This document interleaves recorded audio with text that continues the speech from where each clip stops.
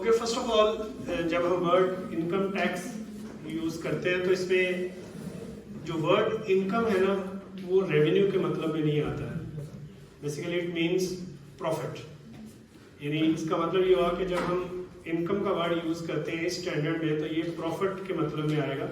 और प्रॉफिट आप जानते हैं कि इनकम में से एक्सपेंसेस को माइनस करें तो प्रॉफिट आता है। तो इसीलिए अगर आप देखें तो यहाँ एक बेसिक कंसेप्ट आपको गिवन है कि इनकम के ऊपर जो है वो टैक्स चार्ज होगा और एक्सपेंसेस के ऊपर जो है वो टैक्स सेव होगा। This is the basic concept in IAS 12। Follow किए कि इनकम टैक्स का मतलब यानी word income means profit and income tax means it's a tax on profit. So when we say it's a tax on profit, then it means it will be charged on the income and there will be a saving on the expenses. क्योंकि आपने तो residual के ऊपर tax charge करना है, तो ज़्यादा जितने आपके एक्सपेंसेस ज़्यादा होंगे उतना आपको टैक्स सेव हो जाएगा और जितनी आपकी इनकम ज़्यादा होगी उतना आपको ज़्यादा चार्ज होगा। तो यूँ नेट इम्पैक्ट जो होगा वो प्रॉफिट के ऊपर ये टैक्स चार्ज होगा। ठीक है, this is the basic concept in this standard. ठीक है ना, इसलिए इसको लेके हम जो है वो आगे चलेंगे। Got the idea? Okay,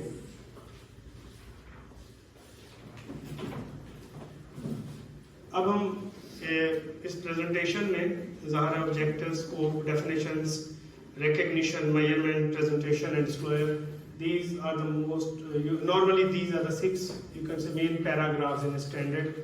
First of all, objective.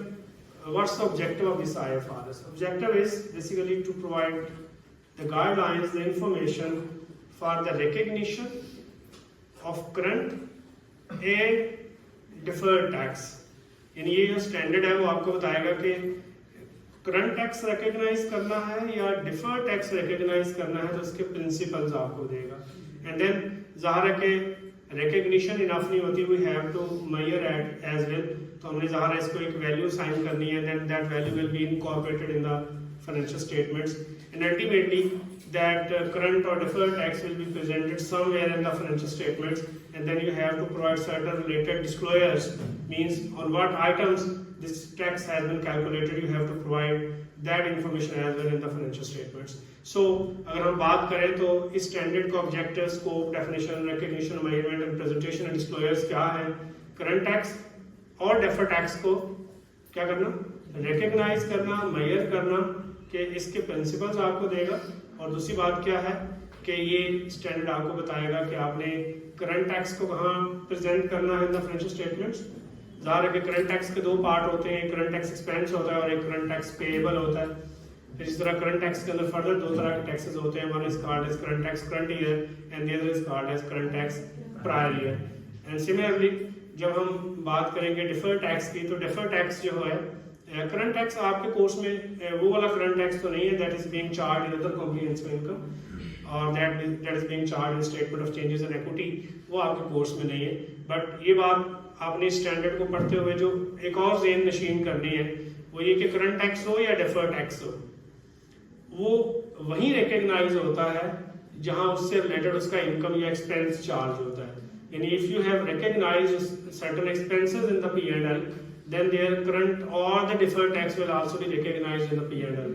If you recognize certain incomes and expenses or gains or losses in other comprehensive income, then the current tax or the deferred tax will be recognized relating to those incomes and expenses in the other comprehensive income. And sometimes certain gains or losses are directly recognized in statement of changes in equity, which will you inshallah study in your CFAP paper. So then current or the deferred tax will be directly charged in the statement of changes in equity. So जब हम इस standard की इन paragraphs को आपने देखना है तो फिर आपने एक पूरी क्या कहते हैं मतलब रो में आपने चीज़ों को देखना होता है। First on you should be knowing objective, then there are certain areas in which you can say there will be certain you can say rules and principles which will be exception of the standard. ठीक है, जैसे ये standard आपको ये तो बताता है कि आपने करंट टैक्स और डेफर्ड टैक्स रिकग्नाइज करना है, बट अगर कोई गवर्नमेंट ग्रांट्स हैं, सर्टेन एग्जेम्पशंस हैं, सर्टेन जीरो रीडिंग है, तो वो ज़ाहिर है कि इस स्टैंडर्ड में गिवन नहीं होगी, वो आपको रेलेवेंट लॉ जो है उसमें जाके देखना पड़ेगा। सिमिलरली अगर गवर्नमेंट ग्रांट्स हैं तो उनसे रिलेटेड जो टैक्सेशन है वो भी ज़ाहिर है कि स्टैंडर्ड में नज़र नहीं आएगी। And then there is very important paragraph जो कि रिलेट करता है डिफर्ड टैक्स से। और डिफर्ड टैक्स जो है anybody who can speak about any, you can say anything about deferred tax. What is deferred tax? What is deferred tax? Basically temporary differences की वजह से जब टैक्स का एप्लीकेशन ईयर और टैक्स का जो इम्प्लीमेंट करने का ईयर वो डिफरेंट में हो, इनकम एक्सपेंसेस हम किसी और टाइम पे रिकॉग्नाइज करें और उसका टैक्स जो है टैक्स अथॉरिटी किसी और टाइम पे charge. Very good, very good. What is income? क्या होती है इनकम?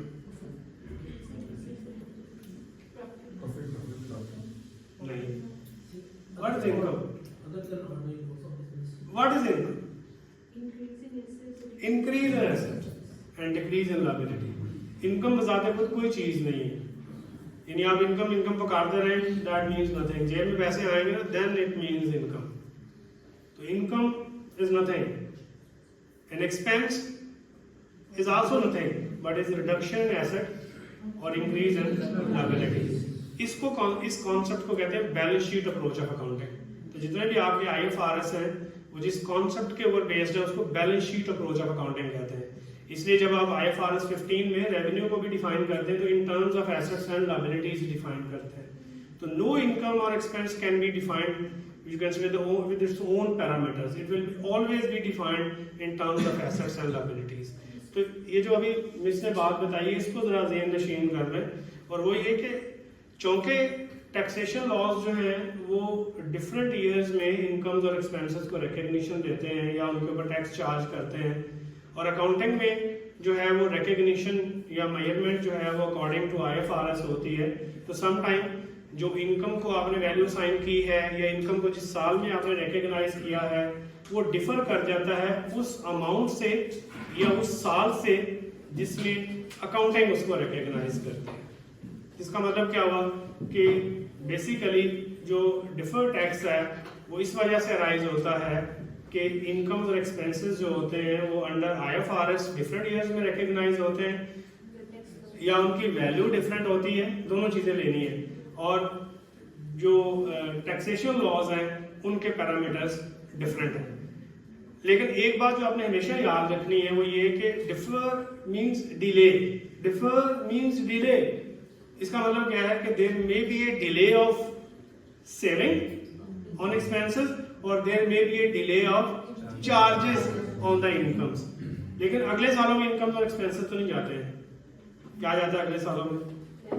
एसेट्स एंड लायबिलिटीज जाते हैं। तो इसका मतलब ये हुआ कि deferred tax can never be recognised और measured on incomes or expenses.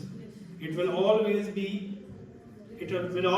calculated with respect to the carrying values of assets and liabilities and tax basis of assets and liabilities. What is carrying value? The value we assigned according to IFRS. And what is tax base? The value which is being assigned under the tax law. तो ज़ाहिर बड़ी simple सी बात है कि अगर मैंने एक income current year में रिकॉग्नाइज की है अंडर IFRS तो मैं एसेट को डेबिट करूंगा और इनकम को क्रेडिट करूंगा। बट अगर उसके रिकॉग्निशन के parameters under income tax law different है तो इसका मतलब क्या हुआ, या उसकी वैल्यू डिफरेंट है, बट दैट मींस कि वो वैल्यू जो मैंने एसेट को डेबिट किया है उस वैल्यू से टैक्सेशन लॉज एसेट को डेबिट नहीं करेंगे। यही हुआ ना मतलब। इसका मतलब क्या होता है, value under taxation laws will become different with value under IFRS, and that is basically the creation of the deferred tax। क्योंकि अकाउंटिंग में जो बेसिक फंडामेंटल प्रिंसिपल है वो मैचिंग है, और मैचिंग क्या कहता है कि अगर आपने कोई रिलेटेड इनकम किसी साल में रिकॉग्नाइज की है तो उसका रिलेटेड एक्सपेंस टैक्स क्या है, उस इनकम के ऊपर चार्ज है।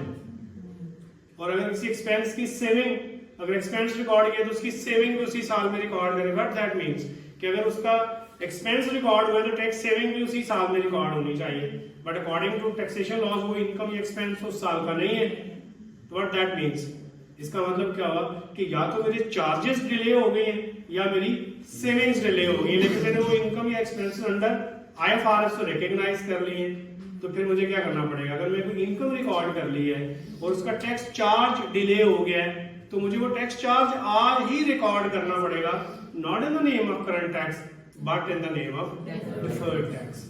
इसी तरह अगर कोई एक्सपेंस मैंने करंट ईयर में रिकॉर्ड किया है और टैक्सेशन लॉज कह रहे हैं कि नहीं ये एक्सपेंस आपका करंट ईयर का नहीं है, आपको किसी अगले साल में हम अलाउ करेंगे। तो इसका मतलब क्या हुआ कि मैंने तो अकाउंटिंग में रिकॉर्ड कर लिया है, इसका मतलब क्या हुआ कि मुझे उसकी सेविंग भी इसी साल में रिकॉर्ड करनी है, not in the name of current tax but in the name of. इसीलिए डिफर्ड टैक्स जो होते हैं ये कभी रिसीव या पे नहीं होते हैं, ये कन्वर्ट होते हैं करंट टैक्स के अंदर। यानी अगर आपकी कोई डिफर्ड टैक्स सेविंग है तो अगले सालों में जाके वो क्या करेगा, आपका टैक्सेबल प्रॉफिट रिड्यूस कर देगा, तो ऑटोमेटिकली क्या होगा, आपका करंट टैक्स अगले सालों में रिड्यूस हो जाएगा, तो डिफर्ड टैक्स खत्म हो जाएगा। Deferred means delay. डिले इस तरह भी होती है कि समटाइम इनकम अगले साल की होती है, उसका चार्ज पहले आ जाता है। यानी according to IFRS you have to recognise that income in future, but according to taxation laws that is the income of the current year, so you are paying current tax in the current year, but that income is not of the current year। तो फिर क्या होगा, फिर हम कहते हैं ये income delay हो गई है, तो जाहिर है उस इनकम का जो डिफर्ड टैक्स है वो मुझे रिकॉर्ड करना पड़ेगा, क्योंकि आज उसके ऊपर करंट टैक्स चार्ज हो गया। इसी तरह अगर फर्ज करें एक एक्सपेंस है वो मैंने अकाउंटिंग में फ्यूचर में रिकॉर्ड करना है, लेकिन टैक्स वाले मुझे कहते हैं कि आप अभी एक्सपेंस क्लेम कर लें, इसका मतलब क्या हुआ कि मैंने आज ही उस एक्सपेंस की सेविंग क्लेम कर ली, करंट टैक्स सेविंग। लेकिन फ्यूचर में जब मैं वो एक्सपेंस रिकॉर्ड करूंगा तो मुझे दोबारा एक्सपेंस अलाउ होगा नहीं होगा। तो इसका मतलब क्या हुआ कि ये भी डिले है, लेकिन किन टर्म्स में, इनकम और एक्सपेंस डिले हो गया, उसका करंट टैक्स पहले आ गया। तो डिफर्ड टैक्स जो है वो दोनों के ऊपर रिकॉर्ड होता है, बेशक इनकम या एक्सपेंस डिले हो जाए और उसका सेविंग या चार्ज पहले आ जाए, या आपका एक्सपेंस या इनकम पहले आ जाए और उसका टैक्स चार्ज या सेविंग डिले हो जाए, तो दोनों सूरतों में आपको डिफर्ड टैक्स रिकॉर्ड करना पड़ता है। But there are certain areas where incomes and expenses create these differences, but deferred tax will never be recognised on that, and that is called exceptions of the standard। इसको हम exceptions of the standard कहते हैं। तो deferred tax क्या है? Deferred tax is recognized on assets and liabilities which make your future taxable profit larger or smaller except certain limited circumstances, जिसको हम exceptions का नाम देते हैं। इसका मतलब ये हुआ कि जब हम deferred tax की बात करेंगे तो we will always talk about in terms of assets and liabilities। We will be given the carrying values of assets and liabilities. We have to determine the tax basis of the assets and liabilities. Then we will calculate the difference, and on that difference, we will determine whether it's a taxable temporary difference or it's a deductible temporary difference. And then taxable temporary difference will give rise to deferred tax liability, and deductible temporary difference will give rise to deferred tax asset। ठीक है जी। तो ये जो अभी हमने basic concept पढ़ा है कि इसे टैक्स ऑन प्रॉफिट, इसको रिसेंटली ICAP ने रिकॉग्नाइज भी किया है, और जो मिनिमम टैक्स आप पे करते हैं अंडर सेक्शन 113 और अंडर सेक्शन 153, जो कि आपका मिनिमम टैक्स बन जाता है।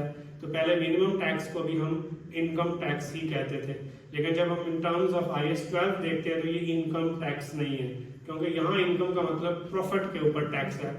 And that's why recently एक गाइडलाइन पब्लिश हुई है बाय ICAP, और अब ये जो मिनिमम टैक्स है सेक्शन 113 का या 153 का, उसको एक्सक्लूड कर दिया गया है इनकम टैक्स की डेफिनेशन से, और उसको लेवी का नाम दे दिया गया है, और उसके ऊपर जो है वो IFRIC 21 एप्लीकेबल हो गई है। ठीक है जी, चले आगे जी। नेक्स्ट कोई बात समझ आई है कि नहीं आई? ओके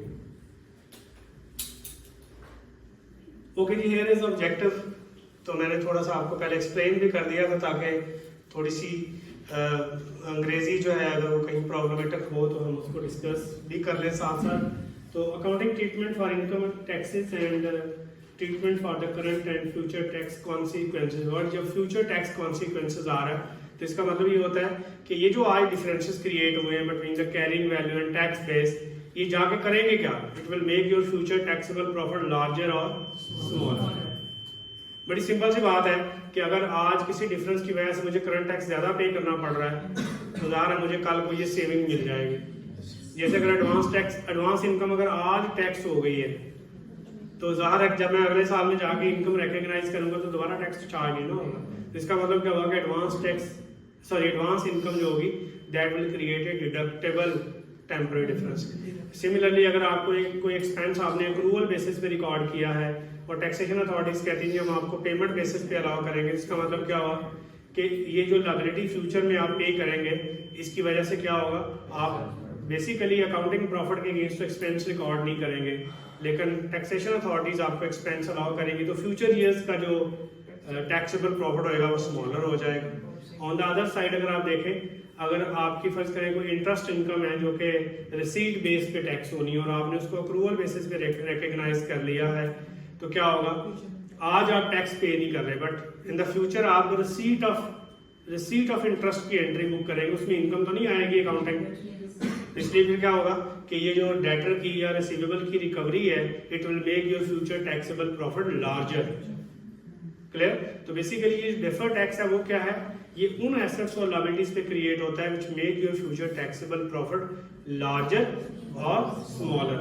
एसेट क्या होता है, रियलाइज, और लायबिलिटी क्या होती है, सेटल। तो इसका मतलब क्या होगा कि डिफर्ड टैक्स क्या है, deferred tax is recognised on those assets and liabilities.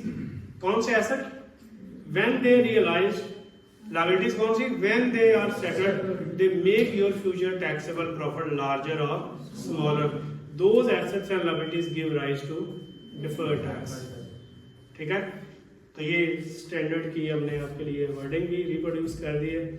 Then here is a scope paragraph. तो ये हमने आपको बता दिया कि जब हम इस स्टैंडर्ड में बात करेंगे तो we will be talking about income tax on taxable profit. इसी वजह से जब हम सेक्शन 153 की बात कर रहे हैं, ये 113 में, उनको हम फिर लेवीज में उठा के ले जाएंगे, that will not be your income tax. ठीक है, okay ji, next we have certain definitions. First of all, what is accounting profit? क्या होता है accounting profit को बताएं। The profit calculated under IFRS or your GAAP is called as accounting profit. Taxable profit क्या होता है?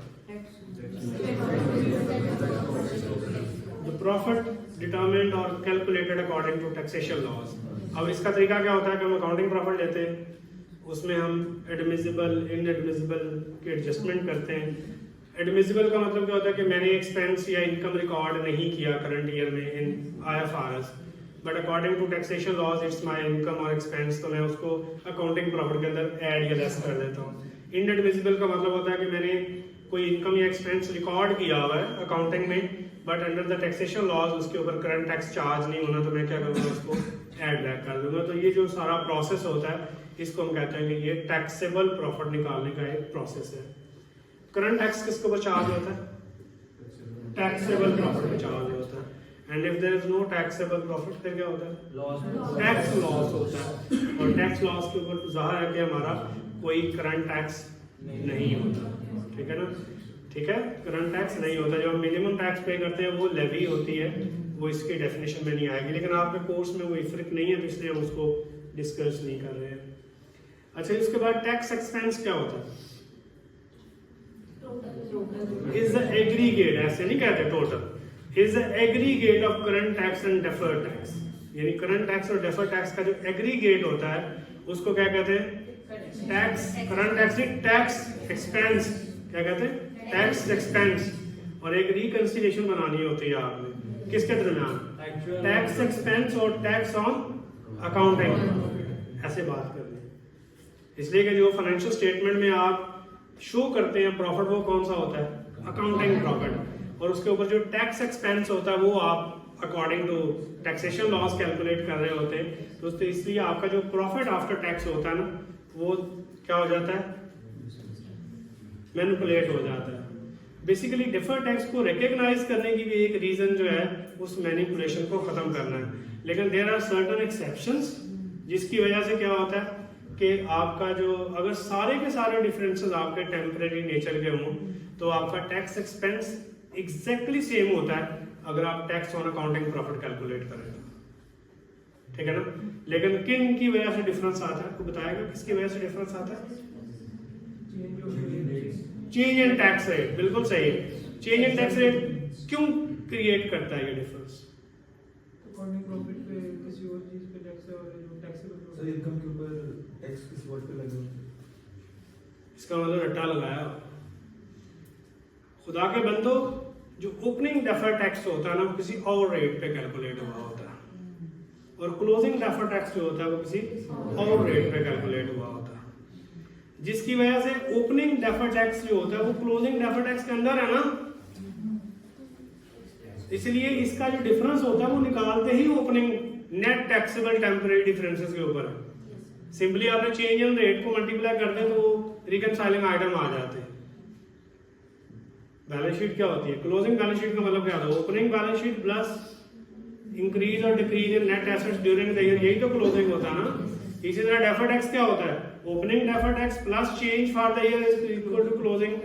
तो जो चेंज है वो भी आपने नए रेट से ले ली, क्लोजिंग भी आपने नए रेट से ले लिया, तो फिर ओपनिंग को ओपनिंग के रेट से आ रहा है, तो फिर उसको कहते हैं कि ये हमारी रिकनसाइलिंग आइटम है। This is one of the difference. और को बताएगा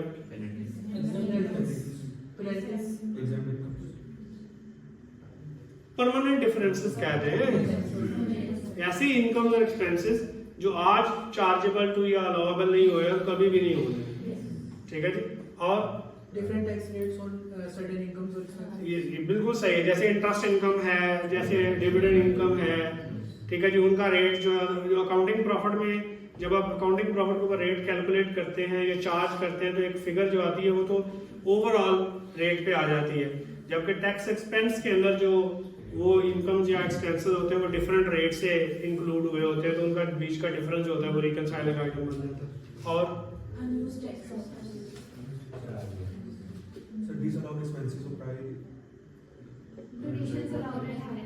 वो तो परमानेंट होगा ना। करंट टैक्स प्रायर ईयर, पिछले सालों का अगर कोई टैक्स है वो करंट ईयर में आपने पे किया तो वो भी रिकनसाइलिंग आइटम होती है, और भी होती है, लेकिन इधर ही ब्रेक लगा देते हैं। ठीक है, लेकिन आगे चलते हैं। तो डिफर्ड टैक्स लायबिलिटीज है। डिफर्ड टैक्स लायबिलिटी किसके ऊपर क्रिएट होती है? टैक्सेबल। और डिफर्ड टैक्स एसेट किसके ऊपर क्रिएट होता है? और टैक्स लॉसेस और अनयूज्ड टैक्स क्रेडिट। अनयूज्ड का वर्ड यूज करना, क्लियर? यानी अगर आपका टैक्स लॉस साल के स्टार्ट में आ रहा है और वो ड्यूरिंग द ईयर आपने टैक्सेबल प्रॉफिट से एडजस्ट कर लिया है तो वो क्लोजिंग डेफर्ड टैक्स का वो पार्ट नहीं बनेगा। इसलिए क्या वर्ड यूज करते हैं? Unused. Unused tax losses and unused tax credits. तो तीन चीजों में फिर डेफर्ड टैक्स एसेट क्रिएट होगा ना। Number 1 deductible temporary difference, number 2 unused tax losses, और तीसरी अनयूज्ड टैक्स क्रेडिट्स। चलो जी, ओके हो गया। टेम्परेरी डिफरेंसेस क्या होते हैं?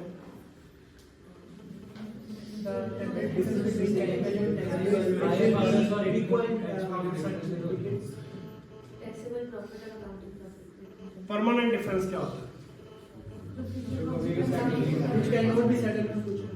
कभी देखा बैलेंस शीट स्टैग्नेंट रही हो?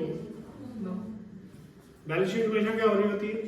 चेंज। इसका मतलब ये हुआ कि जो डिफर्ड टैक्स है ना उसके अंदर टेम्परेरी डिफरेंस सारे के सारे टेम्परेरी होते हैं, क्योंकि डिफर्ड टैक्स किस पे कैलकुलेट होना है? एसेट और लायबिलिटी की वैल्यूज। और वो हमेशा क्या करती हैं? ज़ाहिर है कि एसेट है तो अल्टीमेटली सिफर हो जाएगा, रियलाइज हो गए, लायबिलिटी है तो सेटल हो गए, सिफर हो जाएगी। इसका मतलब ये हुआ कि डिफर्ड टैक्स की कैलकुलेशन में परमानेंट या टेम्परेरी का कॉन्सेप्ट अलग नहीं है, वहाँ सारे के सारे डिफरेंसेस टेम्परेरी होते हैं। हाँ, जब हम टैक्सेबल प्रॉफिट के ऊपर या टैक्स एक्सपेंस को रिकनसाइल करते हैं with the tax on accounting profit, तो वहाँ आपके कुछ इनकम और एक्सपेंसेस होते हैं जो कि परमानेंट नेचर के होते हैं। लेकिन जो एसेट्स और लायबिलिटीज के अंदर जो जिनके ऊपर डेफर्ड टैक्स रिकॉर्ड नहीं करते हैं उनको एक्सेप्शंस कहते हैं। वो परमानेंट डिफरेंसेस नहीं होते। क्या होती हैं? एक्सेप्शंस होती हैं, और वो आगे जाके हम बताते हैं वो 2-3 तरह की होती हैं। ले जी, टैक्स बेस क्या होती है? Closing balance of carrying amount of your tax credit starts according to income tax ordinance। भाई बड़ी सिंपल डेफिनेशन है, उसी पे रहे। टैक्स बेस क्या है? वो वैल्यू जो किसी एसेट या लायबिलिटी को कौन असाइन करता है? टैक्सेशन लॉज असाइन करते हैं, उसको हम टैक्स बेस कहते हैं। मेन जो इशू है इस स्टैंडर्ड के अंदर वो है ये कि बच्चे कहते हैं जी बात तो शुरू हुई थी इनकम और एक्सपेंसेस से और कैलकुलेशन डेफर्ड टैक्स की हो रही है एसेट और लायबिलिटी पे, तो इसलिए कि डेफर्ड टैक्स फ्यूचर का टैक्स है और फ्यूचर में इनकम और एक्सपेंसेस नहीं जाते, क्या जाते हैं? एसेट्स और ये जो इनकम्स और एक्सपेंसेस होते हैं बेसिकली यही तो जाके एसेट्स और लायबिलिटीज के अंदर बिल्ड हो जाते हैं। दूसरे लफ्जों में जो changes in assets and liabilities and those are explained by the nomenclature of income and expenses। इसलिए डेफर्ड टैक्स कभी भी इनकम और एक्सपेंस से कैलकुलेट नहीं होगा। और दूसरी बड़ी रीजन जो है वो ये है कि डेफर्ड टैक्स के अंदर जो डिफरेंसेस आ रहे होते हैं उन सारे डिफरेंसेस का तल्लुक भी आपकी इनकम और एक्सपेंसेस से नहीं है। जैसे revalue surplus other comprehensive income में रिकॉग्नाइज होता है तो वो तो P&L का पार्ट ही नहीं है। तो इसका मतलब ये हुआ कि जब मैं डिफर्ड टैक्स की बात करने जाऊंगा तो मैं फिर बात करूंगा एसेट्स और लायबिलिटीज की। क्लियर? तो एसेट्स और लायबिलिटीज की वो वैल्यू जो किसी टैक्सेशन लॉज के अकॉर्डिंगली मैं कैलकुलेट करूंगा उसको मैं टैक्स बेस का नाम दे दूंगा। और टैक्स बेस को कैलकुलेट करना ही सबसे इंपॉर्टेंट पॉइंट है जब हम IAS 12 की बात करते हैं। तो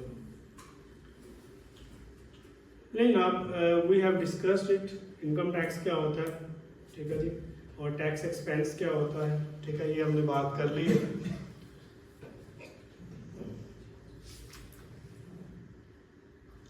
ओके जी, व्हाट इज करंट टैक्स? तो हमने बात की है कि करंट टैक्स जो होता है वो basically tax on taxable profit होता है। और फिर करंट टैक्स जो है वो करंट ईयर का होता है, ठीक है जी, और करंट टैक्स जो है वो प्रायर ईयर का होता है। बेसिकली पाकिस्तान में जो इनकम टैक्स लॉ है वो सेल्फ असेसमेंट अलाउ करता है, यानी जो आप रिटर्न फाइल करते हैं वो ऑटोमेटिकली आपकी असेसमेंट हो जाती है, लेकिन बाद में फिर आपको नोटिस इशू होता है और उसके अकॉर्डिंगली आपकी रीअसेसमेंट होती है। तो रीअसेसमेंट में ज़ाहिर है कि वो सेम ईयर में तो नहीं होगी ना जी, सेम ईयर के एंड में तो आप टैक्स रिटर्न फाइल करेंगे, तो फिर जो आपका पिछले सालों का असेसमेंट होता है वो किसी अगले साल में कंप्लीट हो रही होती है, इसको रीअसेसमेंट कहते हैं, जिसकी वजह से या तो आपको ज़्यादा टैक्सेस पे करने पड़ रहे होते हैं या आपको कम, यानी जो ऑलरेडी आपने पे किया उससे आपको कम पे करना पड़ता है। इसको ओवर या अंडर प्रोविजन कहते हैं। यानी अगर फर्ज करें आपको किसी साल में पिछले सालों से रिलेटेड टैक्स मजीद पे करना पड़ रहा हो तो उसको हम कहते हैं कि प्रीवियसली हमने अंडर प्रोवाइड किया था, तो that will create a current tax expense prior year. और अगर किसी पिछले साल से रिलेटेड इस साल में असेसमेंट हुई है और आपको गवर्नमेंट ने कम टैक्स असेस किया है एज पर योर कैलकुलेशन जो आपने की थी, तो उसको फिर हम ओवर प्रोविजन कहते हैं। तो ओवर प्रोविजन जो होती है वो आपका करंट टैक्स इनकम क्रिएट करती है और अंडर प्रोविजन जो होती है वो करंट टैक्स एक्सपेंस क्रिएट करती है। ओके जी, करंट टैक्स कैलकुलेट करने के लिए आपने अकाउंटिंग प्रॉफिट लेना है, उसमें डिविजिबल इनडिविजिबल को आपने एडजस्ट करना है, तो you will get taxable profit. Taxable profit के साथ अब रेट को मल्टीप्लाई करेंगे तो you will get current tax current year. Okay जी, ये कुछ एग्जांपल्स हैं जो नॉर्मली आपने पढ़ी भी होंगी कि इनकम टैक्स लॉ में स्केड्यूल 3 है जो कि डेप्सिंग के रेट खुद प्रोवाइड करता है, जबकि जो एसेट्स हैं उनके ऊपर अंडर IAS 16 जो है depending upon the residual value and the method of depreciation and the useful life आप कैलकुलेट करते हैं। और यूजफुल लाइफ भी आपकी यूजेज और बहुत सारे दूसरे फैक्टर्स पे डिपेंडेंट होती है, इसलिए जो IAS 16 के अंडर आप रेट कैलकुलेट करते हैं वो उस रेट से डिफर कर जाता है जो स्केड्यूल 3 में गिवन है, इसलिए आप अकाउंटिंग डेप्रिसिएशन जो होती है वो ऐड कर देते हैं। इसी तरह अकाउंटिंग अमोर्टाइजेशन इनटेंजिबल एसेट्स के ऊपर, इसी तरह अकाउंटिंग लॉस ऑन डिस्पोजल है, यानी ज़ाहिर है कि आप तो किसी एसेट को अगर डिस्पोज ऑफ करेंगे तो उसकी कैरिंग वैल्यू और सेल प्रोसीड्स का डिफरेंस देखेंगे, लेकिन जब टैक्सेशन में हम देखेंगे तो उसकी फिर टैक्स बेस और सेल प्रोसीड्स का जो डिफरेंस होगा उसको हम इनकॉर्पोरेट करते हैं तो वो हमारा टैक्स लॉस या टैक्स गेन आ जाता है। इसी तरह इंटरेस्ट ऑन फाइनेंस लीज है, लीजेस के केस में आपको पता है कि जो रेंटल होता है वो आपको अलाउ होता है, अगर कोई लीज एसेट है तो उसकी डेप्सिंग भी आपको अलाउ नहीं होगी, और जो लीज लायबिलिटी के अंदर इंटरेस्ट आप पे कर रहे होते हैं वो भी आपको अलाउ नहीं होगा, तो वो आप एड बैक कर देंगे। इस तरह अगर workers profit party special fund है उसके ऊपर इंटरेस्ट है तो वो भी आपका एड बैक हो जाएगा क्योंकि ये पेमेंट बेसिस पे अलाउ होते हैं। इस तरह चैरिटी एंड डोनेशन है, फाइन्स एंड पेनल्टीज है, प्रोविजन फॉर ग्रेजुटी है, ग्रेजुटी जो है वो भी पेमेंट बेसिस पे अलाउ होती है, इसलिए उसको भी हम एड बैक कर देंगे। और फिर प्रोविजन फॉर डाउटफुल डेट्स है, क्योंकि टैक्सेशन में जो एक्चुअली बैड डेट्स होते हैं वो जब राइट ऑफ करते हैं तब आपको अलाउ होते हैं, प्रोविजंस आपको अलाउ नहीं होती, तो इसलिए आप इनको भी एड बैक कर देंगे। इसके बाद जो है वो एडमिसिबल इनकम्स आ रही है, जैसे रिमिशन ऑफ लायबिलिटीज है, इसका मतलब ये होता है कि सम टाइम आप का कोई लायबिलिटी वेव ऑफ हो जाती है, जैसे बैंक लोन है तो आपको वेवर मिल गया, तो जब आपको वेवर मिलेगा तो आप उसकी अकाउंटिंग इनकम रिकॉर्ड करते हैं, ठीक है जी, और फिर वो नॉर्मली जो होती है वो टैक्स के अंदर भी इंक्लूड आपको करनी पड़ जाती है, ठीक है जी। उसके बाद जो है वो टैक्स गेन ऑन डिस्पोजल है, ये भी आप ऐड बैक कर देंगे जी इसके अंदर। जो नॉर्मली आप लेस करते हैं वो टैक्स अमोर्टाइजेशन है, टैक्स डेप्रिसिएशन है, टैक्स लॉस ऑन डिस्पोजल है, बैड डेट्स रिटर्न ऑफ है, लीज रेंटल्स पेड है, ग्रेजुटी पेड है, और लॉस ऑन इन्वेस्टमेंट अगर आपका कोई है तो। उसके बाद जो इनएडमिसिबल इनकम्स होती हैं वो कॉन्ट्रैक्ट एसेट है, जैसे अब IFRS 15 में पढ़ते हैं कि अगर आपने परफॉर्मेंस ऑब्लिगेशन सेटिस्फाई कर दी है बट उसकी बिलिंग नहीं की है, तो टैक्सेशन लॉज में जो है वो जब तक आप बिल रेज नहीं करते यानी इनवॉइस नहीं करते तो आपकी इनकम नहीं बनती है। तो इसलिए फिर जो कॉन्ट्रैक्ट एसेट है या आपका इसको आप रेवेन्यू, ऐसा रेवेन्यू जो कि आपने परफॉर्मेंस ऑब्लिगेशन की सेटिस्फेक्शन पे रिकग्नाइज कर ली है बट अभी आपने उसका इनवॉइस नहीं की है, तो वो फिर आप बीच में से लेस कर देते हैं।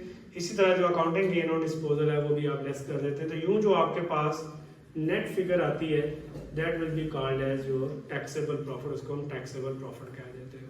एनी क्वेश्चन यू हैव जी? तो करंट टैक्स को मैं कंक्लूड कर दूं। करंट टैक्स क्या है? It's a current on current tax, इससे टैक्स ऑन टैक्सेबल प्रॉफिट, ठीक है। और टैक्सेबल प्रॉफिट का मतलब क्या होता है? वो प्रॉफिट जो अकॉर्डिंग टू टैक्सेशन लॉज आप कैलकुलेट करते हैं, ठीक है जी।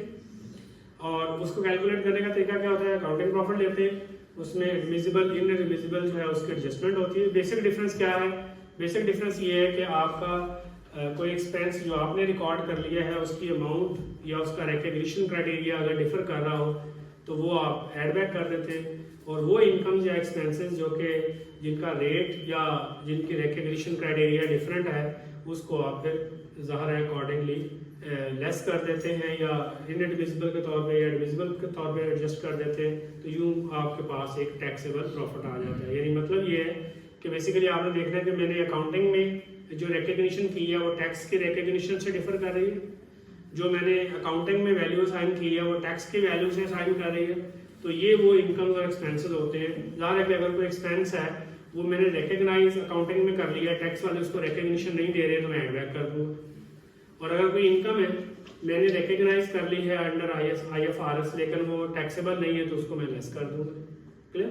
तो यूं एडमिसिबल इनएडमिसिबल जो है उसकी एडजस्टमेंट करेंगे तो आपके पास टैक्सेबल प्रॉफिट आ जाएगा। और फिर करंट टैक्स प्रायर ईयर भी होगा, मेरे पिछले सालों की अगर कोई असेसमेंट कंप्लीट हुई है तो मेरे करंट ईयर में as a current tax prior year भी आ जाएगी। तो करंट टैक्स बेसिकली क्या है? Current tax current year and current tax prior year.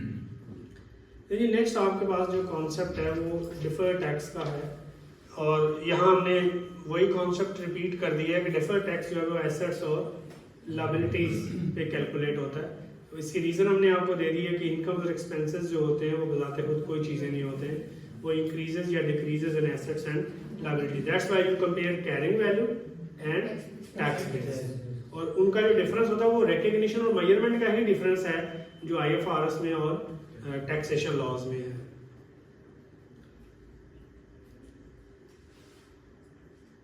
Okay ji, assets जो होते हैं वो रियलाइज होते हैं और लायबिलिटीज क्या होती हैं? सेटल होती हैं, ठीक है ना। तो डिफर्ड टैक्स क्यों क्रिएट होता है? डिफर्ड टैक्स इसलिए क्रिएट होता है कि जब ये एसेट्स रियलाइज होते हैं या ये लायबिलिटीज सेटल होती है तो वो क्या करती हैं? आपके फ्यूचर ईयर्स के टैक्सेबल प्रॉफिट को या लार्जर कर देते हैं या लार्जर या स्मॉलर क्यों करते हैं? इसलिए उनके बेटा कैरिंग वैल्यूज और टैक्स बेसिस डिफरेंट होती है। बड़ी सिंपल सी बात है ना। देखिए अगर मैंने किसी प्रॉपर्टी प्लांट एंड इक्विपमेंट पर 10% के हिसाब से डेप्सिट चार्ज की है तो पहले साल के एंड में मेरे पास 100 का एसेट था तो 90 का रह जाएगा, और अगर टैक्सेशन में मैंने 25% डेप्सिट चार्ज की है तो 75 का रह जाएगा। अब एसेट जो बैलेंस शीट में मैं 90 का लिखता हूँ तो इसका मतलब क्या होता है? कि नहीं, इसका मतलब होता है कि 90 के इसके इकोनॉमिक बेनिफिट्स, भाई एसेट का मतलब फ्यूचर इकोनॉमिक बेनिफिट है। अब इस 90 के इकोनॉमिक बेनिफिट के अगेंस्ट टैक्स वाले एक्सपेंस कितना अलाउ करेंगे? 75। ठीक है ना। टैक्स वाले कहेंगे कि आप मैक्सिमम कितनी डेप्सिट चार्ज कर सकते हैं फ्यूचर में? 75। और आपको इकोनॉमिक बेनिफिट्स कितने मिलेंगे 90 के, ये दूं कर लें, आप फ्यूचर में कितनी टैक्सेस चार्ज करेंगे 90, मिलेगी कितनी 7। इसका मतलब क्या हुआ कि ये एसेट जब फ्यूचर में रियलाइज होगा तो ये 90 के इकोनॉमिक बेनिफिट जनरेट करेगा और टैक्सेस कितनी टैक्स वाले अलाउ करेंगे, ये फ्यूचर ईयर्स में क्या करेगा, मेरे टैक्सेबल प्रॉफिट को लार्जर करेगा।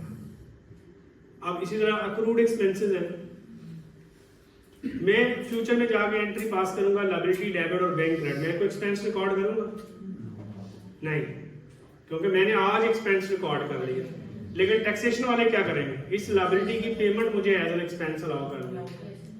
इसका मतलब क्या हुआ कि मैं कोई एक्सपेंस रिकॉर्ड नहीं करूंगा और ये मुझे एक्सपेंस अलाउ करेंगे, तो फिर क्या होगा, मेरा फ्यूचर ईयर्स का प्रॉफिट कम हो जाएगा। तो बेसिकली एसेट्स और liabilities which make your future tax, यानी हमेशा आपने जो सोचना है ना, वो ये देखना है कि इस एसेट या लायबिलिटी ने जब फ्यूचर में रियलाइज या सेटल होना है तो आया इसकी वजह से मेरा टैक्सेबल प्रॉफिट बढ़ेगा या कम होएगा। अगर कोई इंपैक्ट ना हो तो ना वो टैक्सेबल है और ना ही डिडक्टेबल है, और अगर वो फ्यूचर ईयर्स का टैक्सेबल प्रॉफिट को लार्जर करे तो वो टैक्सेबल है, और अगर वो फ्यूचर ईयर्स के प्रॉफिट को कम करे तो वो deductible. This is basically the concept behind recognition of deferred tax. मुश्किल हो गया? ओके ठीक है, ले जी आगे चलते हैं।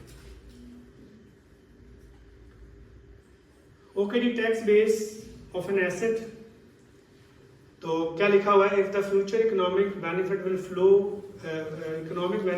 Economic inflow will be taxable. तो टैक्स बेस क्या है, जैसे मैंने अभी बात की कि प्रॉपर्टी प्लांट एंड इक्विपमेंट की वैल्यू कितनी है 90, और उसके अगेंस्ट मुझे डिडक्शन कितनी मिलनी है 75, क्या कहलाएगी टैक्स बेस। टैक्स बेस यानी एसेट, अच्छा पहले मैंने देखना है कि इस एसेट के इकोनॉमिक बेनिफिट्स टैक्सेबल हैं कि नहीं है, फिर मैंने क्या सोचना है कि इसके अगेंस्ट मुझे डिडक्शन कितनी मिलेगी। ये दो चीजें, जैसे फर्ज करें अगर डेटर जो है वो अक्रूवल बेस पे ही टैक्स हो गया, तो डेटर से कल को जब पैसे मिलेंगे तो क्या मजीद टैक्स चार्ज होगा? नहीं, इसलिए कि ऑलरेडी वो सेल्स में इंक्लूड हो गया हुआ है। लेकिन ऐसा डेटर जो रिसीट बेस पे टैक्स होना है, उसके बारे में क्या ख्याल है, उसके फ्यूचर इकोनॉमिक बेनिफिट टैक्सेबल है या नहीं है? टैक्सेबल है, क्योंकि उसकी रियलाइजेशन पे से टैक्स चार्ज होगा। अब मुझे बताएं डेटर के अगेंस्ट क्या एक्सपेंस होता है? डेटर की रियलाइजेशन के अगेंस्ट कोई टैक्स लॉ में आपने पढ़ा है कि कोई एक्सपेंस अलाउ होता हो, कोई डेप्रिसिएशन, अमोर्टाइजेशन, कुछ और चीज। इसका मतलब क्या हुआ कि उसकी टैक्स बेस पर जीरो है, यानी ऐसा एसेट जिसके फ्यूचर इकोनॉमिक बेनिफिट्स टैक्सेबल हो और उसके अगेंस्ट कोई डिडक्शन टैक्सेशन अथॉरिटीज आपको अलाउ ना करे, तो क्या कहते हैं, इसकी टैक्स बेस क्या है? जीरो। ये अपोजिट भी होता है, सम टाइम किसी एसेट की कैरिंग वैल्यू जीरो होती है लेकिन डिडक्शन अवेलेबल होती है। दोनों तरफ जा सकते, जैसे रिसर्च कॉस्ट होती है, IAS 38 में हम रिसर्च कॉस्ट को इमीडिएटली एक्सपेंस आउट करते हैं। टैक्सेशन लॉज क्या कहते हैं जी, कि ये रिसर्च आपको फ्यूचर में एज एन एक्सपेंस अमोर्टाइजेशन की शक्ल में अलाउ होगी, तो रिसर्च की कैरिंग वैल्यू जीरो है बट डिडक्शन अवेलेबल है, तो इसका मतलब क्या होगा कि कैरिंग वैल्यू जीरो होगी बट टैक्स बेस एग्जिस्ट करेगी। तो दोनों तरफ जा सकता है, हो सकता है कैरिंग वैल्यू हो और टैक्स बेस जीरो। क्यों होगी? क्योंकि वो एसेट की जो कैरिंग वैल्यू रियलाइज होनी है उसके अगेंस्ट आपको कोई एक्सपेंस अवेलेबल नहीं है, टैक्स वाले आपको कोई एक्सपेंस अलाउ नहीं करते, तो उस केस में क्या होता है, टैक्स बेस जीरो हो जाती है। समटाइम कैरिंग वैल्यू जीरो होती है बट डिडक्शन अवेलेबल होती है, जैसे रिसर्च कॉस्ट है, और अगर कैरिंग वैल्यू के बराबर डिडक्शन हो तो carrying value tax base equal हो जाएगी। और अभी आखिरी बात करने लगा हूं कि अगर किसी एसेट के इकोनॉमिक बेनिफिट्स टैक्सेबल ही ना हो तो वो मेरे फ्यूचर ईयर्स को टैक्सेबल प्रॉफिट को लार्जर या स्मॉलर करेंगे, तो उस केस में भी carrying value is equal to tax base. तो इसका मतलब ये हुआ कि मैंने टैक्स बेस कैरिंग वैल्यू से ही इन्फर करनी होती है, यानी कैरिंग वैल्यू ही मेरा सोर्स है टैक्स बेस निकाल देगा, लेकिन मुझे क्या करना पड़ेगा, 4 काम करने पड़ेंगे। पहले ये देखना पड़ेगा कि जितनी मेरी कैरिंग वैल्यू है इसके अगेंस्ट मुझे टैक्स वाले फ्यूचर में जब मेरा ये एसेट रियलाइज होगा तो कोई फ्यूचर में मुझे एक्सपेंस अलाउ करेंगे, जैसे डेप्रिसिएशन, अमोर्टाइजेशन। जैसे आप IAS 40 पढ़ते हैं तो इन्वेस्टमेंट प्रॉपर्टी की कॉस्ट आपको एज एन एक्सपेंस अलाउ होती है, या फर्ज करें आपने IFRS 9 पढ़ा है तो उसमें इन्वेस्टमेंट की एक फेयर वैल्यू है और जब आप उसको डिस्पोज ऑफ करेंगे तो उसकी कॉस्ट आपको एज एन एक्सपेंस अलाउ होगी और गेन के ऊपर टैक्स चार्ज होगा। तो फिर कॉस्ट क्या है, टैक्स बेस। फ्यूचर डेप्शन क्या है, जो टैक्सेशन लॉज आपको अलाउ करेंगे, टैक्स बेस। फ्यूचर अमोर्टाइजेशन जो टैक्सेशन अथॉरिटीज आपको अलाउ करेंगे वो क्या है, टैक्स बेस। टैक्स बेस क्या है, ये कॉस्ट हो सकती है, ये फ्यूचर ईयर्स की टैक्स डेप्रिसिएशन हो सकती है, ये फ्यूचर ईयर्स की टैक्स अमोर्टाइजेशन हो सकती है। क्लियर? तो टैक्स बेस क्या है, वो डिडक्शन, वो एक्सपेंस जो टैक्सेशन अथॉरिटीज आपको अलाउ करेंगी इस एसेट की रियलाइजेशन से जो इनकम रिकॉर्ड आएगी, जो इनकम आएगी उसके अगेंस्ट। जैसे प्रॉपर्टी प्लांट एंड इक्विपमेंट 90 के इकोनॉमिक बेनिफिट देगा तो 75 की टैक्सेशन आपको अलाउ होगी, तो 75 क्या है, tax base. Investment property 100 million की है, बाय आपने की थी 50 मिलियन की, तो जो गेन होगा वो 50 मिलियन होगा, टैक्स 50 पे चार्ज होगा या 100 पे चार्ज होगा, 50 पे चार्ज होगा, गेन पे चार्ज होगा। तो इसका मतलब क्या है कि 50 आपको एज एन एक्सपेंस अलाउ किया जा रहा है, तो 50 क्या है, tax base. Tax base cost हो सकती है, फ्यूचर ईयर्स की टैक्स डेप्रिसिएशन हो सकती है, फ्यूचर ईयर्स की टैक्स अमोर्टाइजेशन हो सकती है under the tax law. That's why जब हम टैक्स बेस की बात करते हैं हम कहते हैं वो वैल्यू जो किसी एसेट या लायबिलिटी को कौन असाइन करता है, टैक्सेशन। यानी कॉस्ट बेशक कोई इन्वेस्टमेंट की है, इन्वेस्टमेंट प्रॉपर्टी की है, इन्वेंट्री की है। If you are a trader तो किस पे टैक्स चार्ज होता है, सेल पे चार्ज होता है या प्रॉफिट पे चार्ज होता है, प्रॉफिट में चार्ज होता है। तो सेल प्राइस में से कॉस्ट लेस करते हैं ना, तो कॉस्ट क्या है, tax base. Most of the cases के अंदर टैक्स बेस जो होती है, जो ऐसे डेप्रिशिएट नहीं होते, अमोर्टाइज नहीं होते, उनकी कॉस्ट ही उनकी टैक्स बेस होती है। और जो एसेट डेप्रिशिएट या अमोर्टाइज होते हैं उन एसेट्स के लिए जो फ्यूचर ईयर्स में टैक्सेशन अथॉरिटीज ने आपको डेप्रिसिएशन या अमोर्टाइजेशन अलाउ करनी होती है वो टैक्स बेस होती है। क्लियर? तो कैरिंग वैल्यू और टैक्स बेस को कंपेयर करेंगे, जो डिफरेंस होगा that will be classified either taxable और डिडक्टेबल। अच्छा जी, तो अब जरा इन दोनों लाइनों को दोबारा पढ़ें। If the future economic flow will be taxable, यानी उस एसेट से जो मुझे बेनिफिट्स मिलने हैं उन पे टैक्स चार्ज होगा। जैसे मैंने एग्जांपल आपको दी कि अगर आपकी सेल अक्रूवल बेस पे टैक्स हो रही है तो डेटर आपका वो एसेट है जिसके फ्यूचर इकोनॉमिक बेनिफिट्स टैक्सेबल नहीं है, वो इसमें आ जाए, carrying value is equal to tax. लेकिन अगर आपकी रिसीट टैक्स हो रही है तो इसका मतलब क्या होगा कि अब आपकी टैक्स बेस जो है, अब आपके जो फ्यूचर इकोनॉमिक बेनिफिट्स है वो टैक्सेबल है। अब उसके अगेंस्ट आप देखेंगे कि मुझे डिडक्शन क्या मिलनी है, मुझे एक्सपेंस क्या अलाउ होना है। जैसे आपके पास पेपर्स में एग्जामिनर ने 20 बार इंटरेस्ट रिसीवेबल को टेस्ट किया है, तो इंटरेस्ट रिसीवेबल अगर रिसीट बेस पे टैक्स हो रहा है तो उसकी टैक्स बेस 0 हो जाती है, क्योंकि इंटरेस्ट ग्रॉस टैक्स होता है, कोई डिडक्शन नहीं मिलती फ्यूचर में जब वो रिसीव होता है। ठीक है, तो टैक्स बेस क्या होगी, 0, क्योंकि कोई डिडक्शन अवेलेबल नहीं है। लेकिन अगर इंटरेस्ट रिसीवेबल अक्रूवल बेस पे टैक्स हो गया तो क्या जब रिसीव होगा तो दोबारा टैक्स चार्ज होगा, तो फिर क्या हो जाती है। तो एग्जामिनर ने इसी कॉन्सेप्ट को 2 तरह से पूछा हुआ कि अगर अक्रूवल बेस पे टैक्स हो गया तो carrying value is equal to tax base, और अगर रिसीट बेस पे टैक्स होना है तो फिर उसकी डिडक्शन, क्योंकि उसके केस कोई डिडक्शन आपको अवेलेबल नहीं है, तो टैक्स बेस 0 हो जाती है। Got it? Yes sir. अब इसी तरह इसकी सर्टन एग्जांपल्स हैं, उसको आपको देख लीजिएगा, जब हम आपको दे देंगे। टाइम हमारे पास जरा थोड़ा सा, मैंने कुछ एक्सप्लेन कर दिए आपको। अब टैक्स बेस ऑफ लायबिलिटी पे आ जाए। बड़ी सिंपल कंपैरिजन आपने करना है कि ये मेरी इनकम, ये मेरा जो लायबिलिटी है, ये मेरी प्योर लायबिलिटी है या इम्प्योर लायबिलिटी है। लायबिलिटी क्या होती है, ऑब्लिगेशन। ऑब्लिगेशन का मतलब क्या होता है? जिसके अगेंस्ट आपके पास कोई ऑप्शन अवेलेबल नहीं है एक्सेप्ट सेटलमेंट, उसको कहते हैं लायबिलिटी। लेकिन जो एडवांस इनकम होती है ना, ये प्योर लायबिलिटी नहीं होती, क्योंकि अगर फर्ज करें आपको 100 रुपया मिला है, तो क्या जो उसके अगेंस्ट आपने गुड्स डिलीवर करनी है वो भी 100 रुपए की होंगी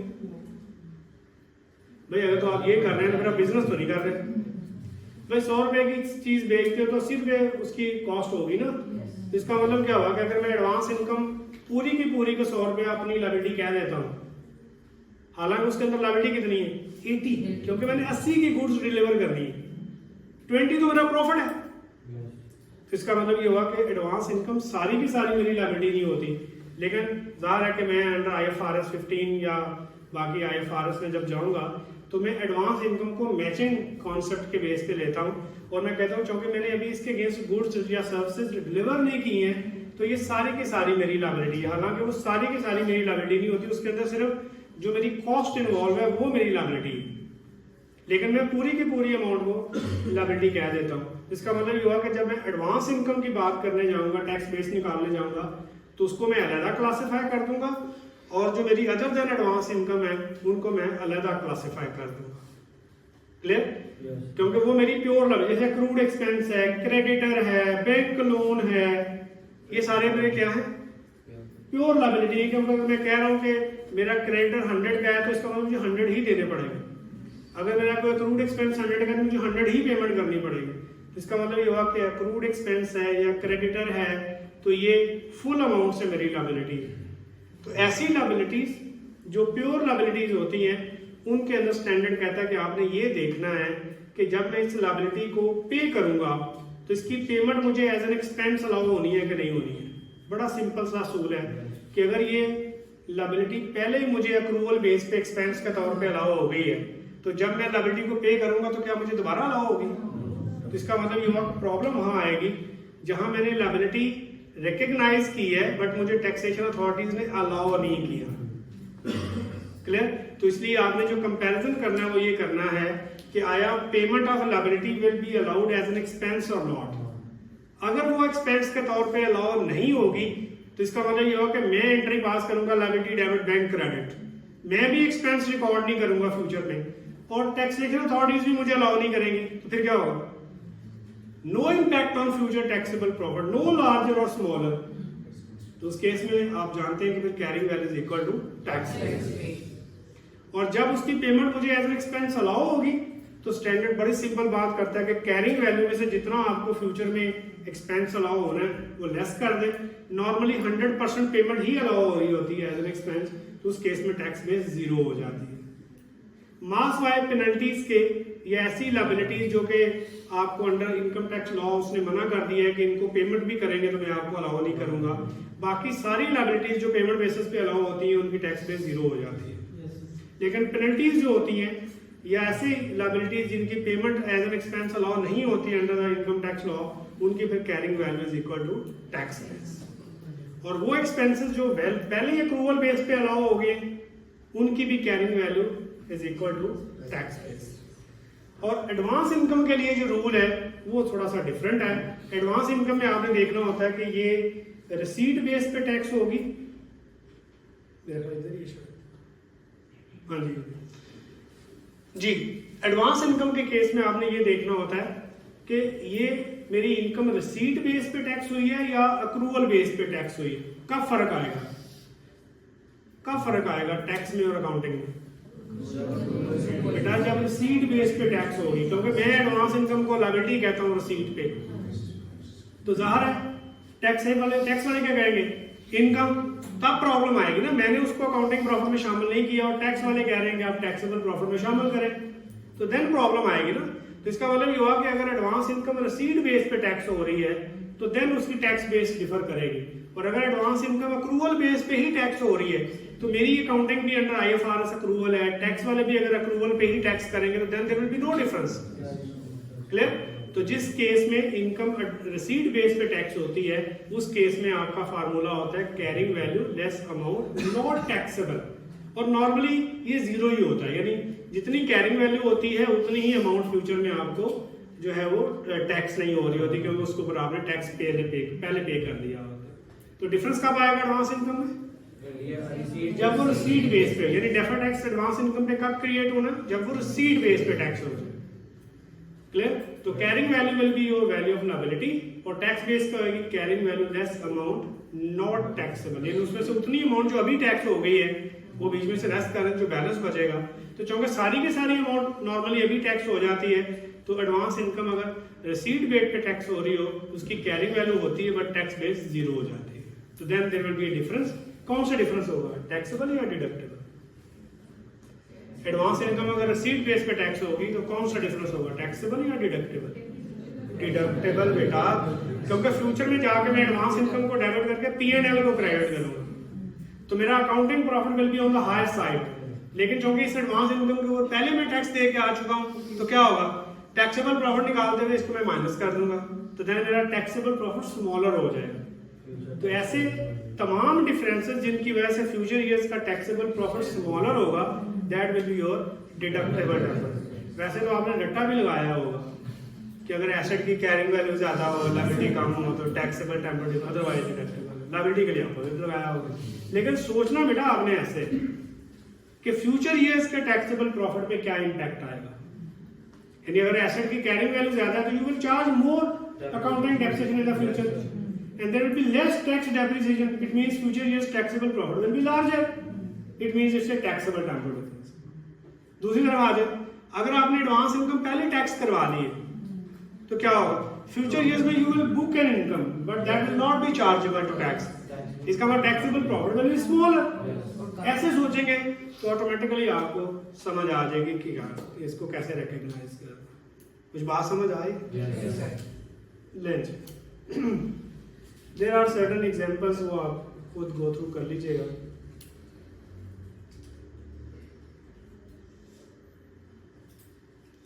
Okay ji, then we will classify the differences in temporary differences. On assets and liabilities there are always temporary differences. There is no permanent difference. ये जो concept है ये भी अपने ज़हन से निकाल देना। Permanent differences का मतलब सिर्फ income statement में reconciling item के तौर पे है। Permanent, there is no permanent item in the balance sheet. Balance sheet में कोई चीज परमानेंट नहीं है, ठीक है। इसलिए टेम्परेरी डिफरेंसेस को हम डिफाइन करेंगे कि वो कौन से हैं, एक टैक्सेबल है और दूसरे डिडक्टेबल है। अब आपको पता चल गया होगा डिडक्टेबल क्या है और okay.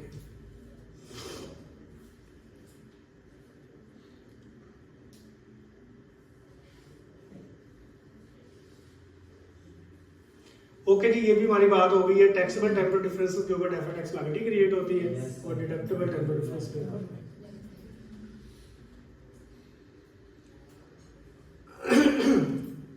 Okay, now we are with the deferred tax liability. तो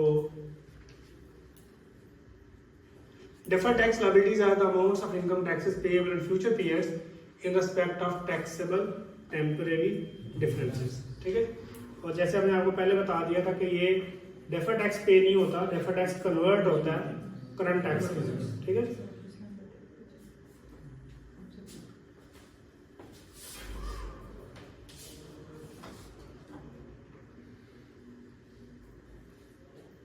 ओके जी, now this very important paragraph.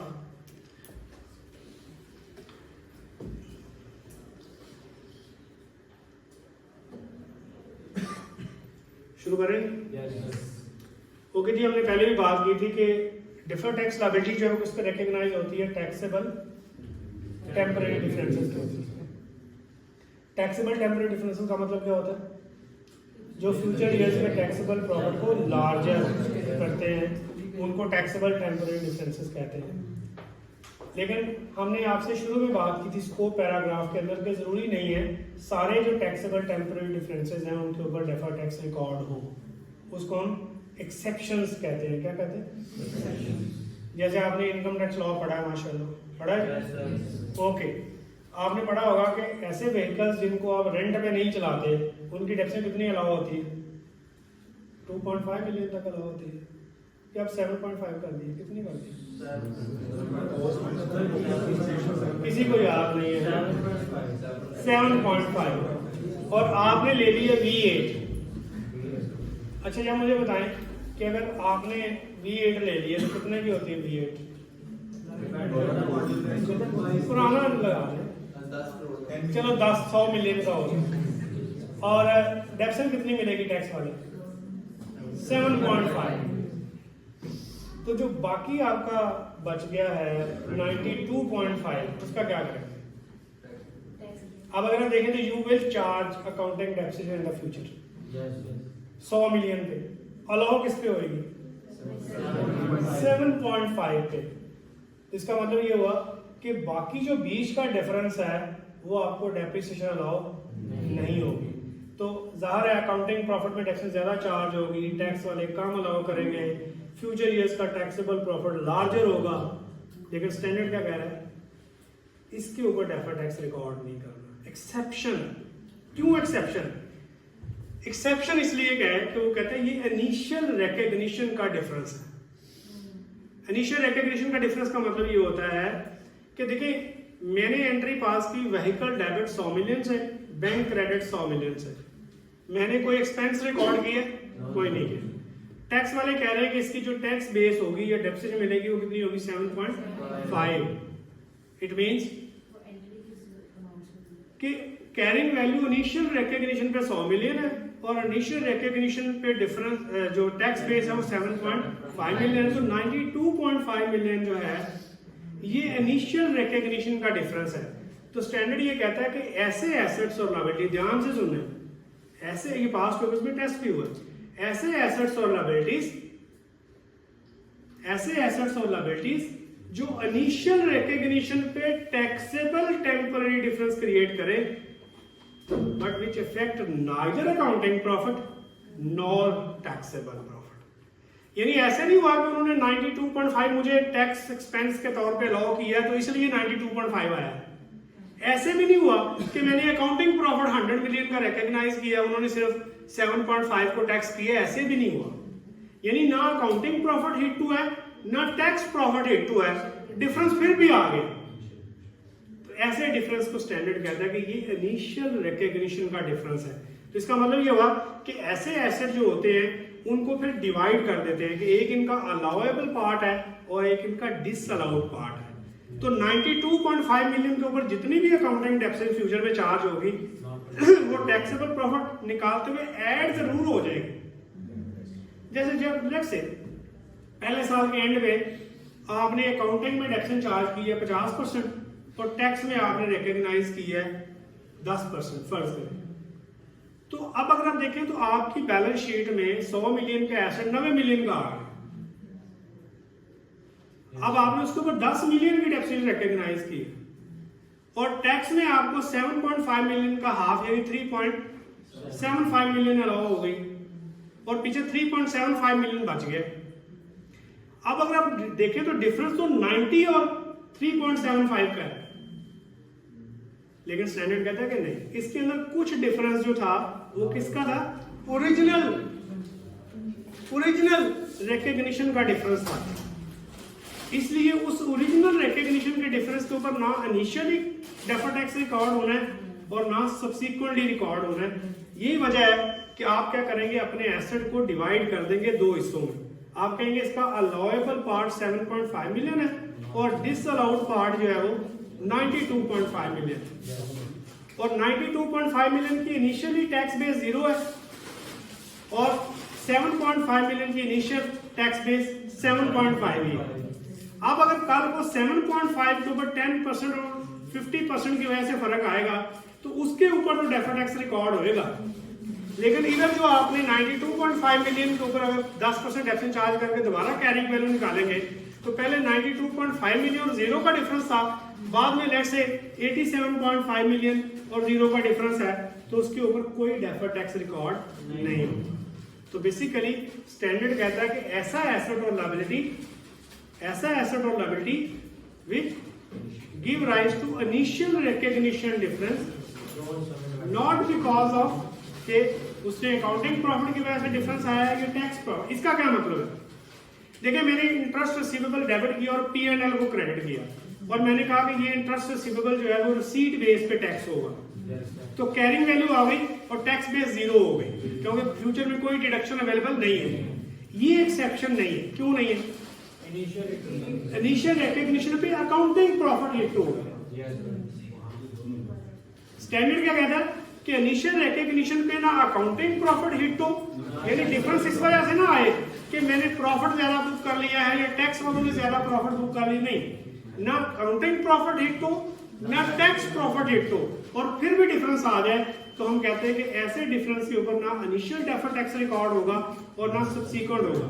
कोई बताएगा रीजन क्या है, why we are not recognizing this deferred tax?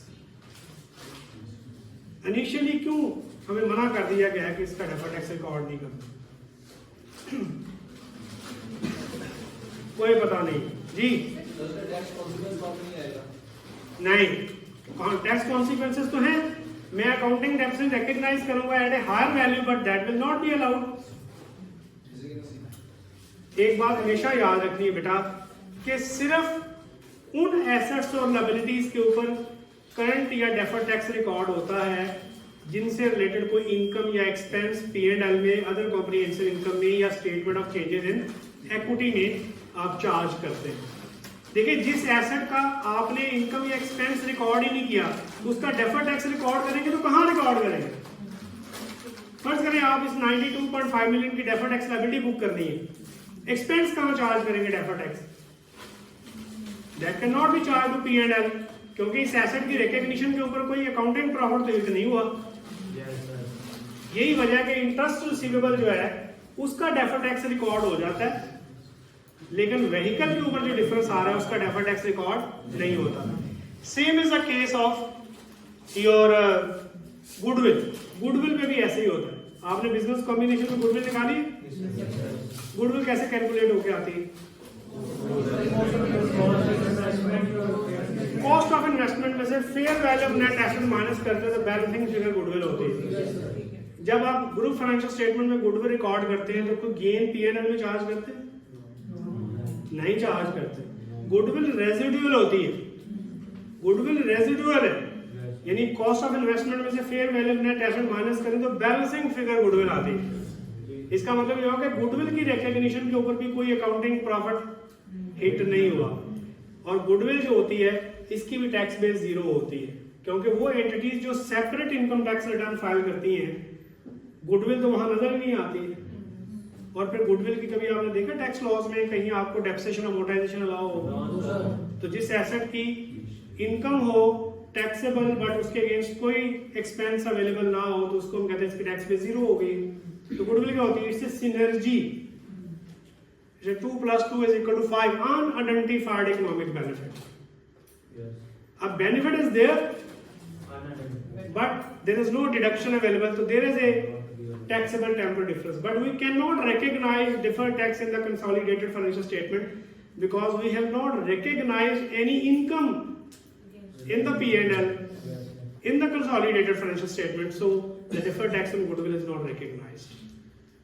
तो इनिशियल रिकॉग्निशन पे फिर दो तरह की एक्सेप्शंस आ गई, एक गुडविल और दूसरे वो तमाम एसेट्स और लायबिलिटीज जिनको हम जब इनिशियली रिकॉग्नाइज करें तो उनकी कैरिंग वैल्यू टैक्स बेस में फर्क आ जाए, लेकिन फर्क अकाउंटिंग प्रॉफिट को हिट ना हो रहा हो तो टैक्स प्रॉफिट को भी, जैसे मैंने व्हीकल्स की एग्जांपल आपको दी।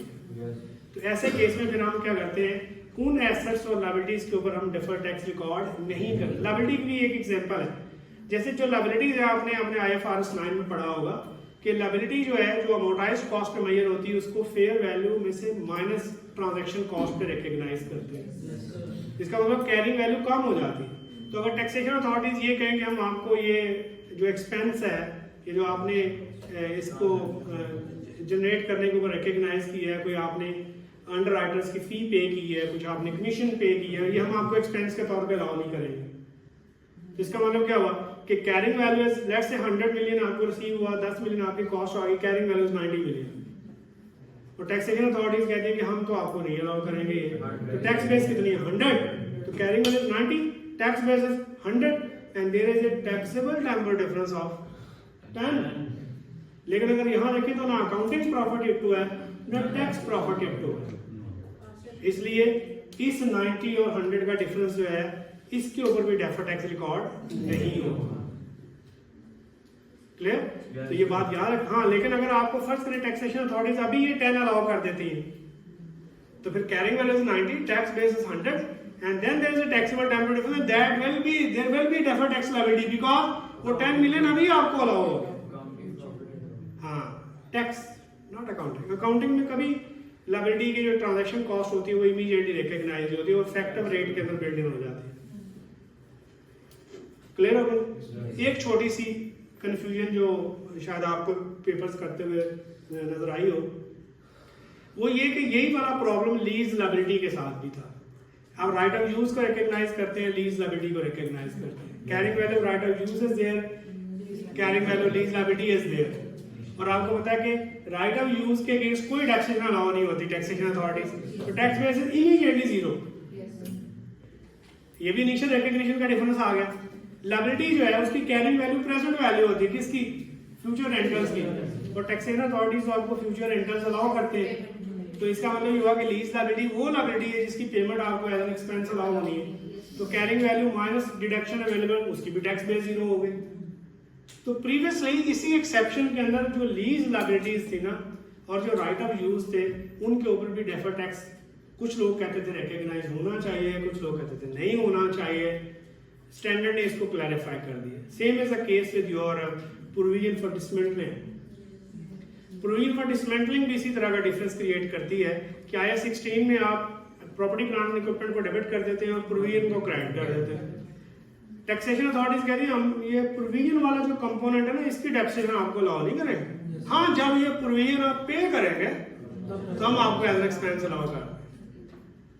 तो सेम डिफरेंस यहाँ पे आ गया कि उतने पार्ट की कैरिंग वैल्यू के अगेंस्ट कोई टैक्सेशन अवेलेबल नहीं है और ना अकाउंटिंग प्रॉफिट हिट हुआ है ना टैक्स प्रॉफिट हिट हुआ है, तो वो भी इसी एक्सेप्शन में चला जाता है। इसी तरह जो प्रोविजन फॉर डिसमेंटलिंग थी उसका भी यही था कि ये आपको पेमेंट बेसिस पे अलाउ होगी। और आज तो कोई एक्सपेंस ये आपने एक्सपेंस डेबिट करके प्रोविजन क्रेडिट नहीं की, आपने तो ऐसा डेबिट करके प्रोविजन क्रेडिट की है, तो इसका मतलब there is no effect on accounting profit and there is no effect on tax profit. तो वो भी इसी की नजर हो जाते थे। इसको स्टैंडर्ड ने क्लैरिफाई कर दिया कि प्रोविजन फॉर डिसमेंटलिंग और जो लीज लायबिलिटी है इनके ऊपर इनिशियल रिकॉग्निशन का डिफरेंस आएगा तो उसका डेफर्ड टैक्स रिकॉर्ड हो जाएगा। एक्सेप्शन की एक्सेप्शन क्या हो गया? एक्सेप्शन की एक्सेप्शन के लीज लायबिलिटी में राइट ऑफ यूज के ऊपर भी डेफर्ड टैक्स लायबिलिटी बुक करें और लीज लायबिलिटी के ऊपर डेफर्ड टैक्स एसेट बुक करें, और जो प्रोविजन फॉर डिसमेंटलिंग है उसके साथ भी यही करें कि एसेट की कैरिंग वैल्यू के और टैक्स बेस के दरमियान जो डिफरेंस आ रहा है उसका भी डेफर्ड टैक्स रिकॉर्ड करें। और जो प्रोविजन है इनिशियली दोनों हो सकता है बराबर, जितना डेफर्ड टैक्स एसेट आ रहा हो उतनी ही डेफर्ड टैक्स, यानी जितने लीज लायबिलिटी पे डेफर्ड टैक्स एसेट आया उतना ही राइट ऑफ यूज पे लीज लायबिलिटी आ जाए, लेकिन सब्सिक्वेंटली ये सेम नहीं रहते।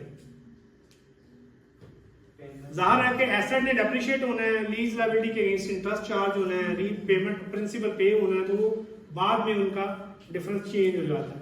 लेकिन स्टैंडर्ड कहता है कि इनको आपने इनिशियल रिकॉग्निशन के एक्सेप्शन में शामिल नहीं करना। ये 2023 जनवरी 2023 से ये अमेंडमेंट आ रही है IAS 12 के अंदर। एक आखिरी चीज जो आपके लिए इतनी रेलेवेंट नहीं है, ये जो इनिशियल रिकॉग्निशन के डिफरेंसेस होते हैं इनके ऊपर अगर अकाउंटिंग प्रॉफिट हिट ना हो, टैक्स प्रॉफिट हिट ना हो, तो डेफर्ड टैक्स रिकॉर्ड नहीं होता, लेकिन बिजनेस कॉम्बिनेशन में रिकॉर्ड हो जाता है। कैसे पता? जब आप सब्सिडरी कंपनी के एसेट्स को फेयर वैल्यू में मेजर करते हैं, लायबिलिटीज को फेयर वैल्यू में मेजर करते हैं, और इनकम टैक्स लॉ में आपने पढ़ा हुआ है कि टैक्स बेसिस बिजनेस कॉम्बिनेशन की वजह से चेंज नहीं होती। तो पहले सब्सिडरी की एक कैरिंग वैल्यू और टैक्स बेस का डिफरेंस था, अब फेयर वैल्यू ऑफ इसको भी एक्सेप्शन में नहीं लेना। हालांकि यहां भी ना अकाउंटिंग प्रॉफिट हिट हुआ है ना, इसका मतलब ये हुआ कि 2 एक्सेप्शंस हैं और 3 एक्सेप्शन के एक्सेप्शन।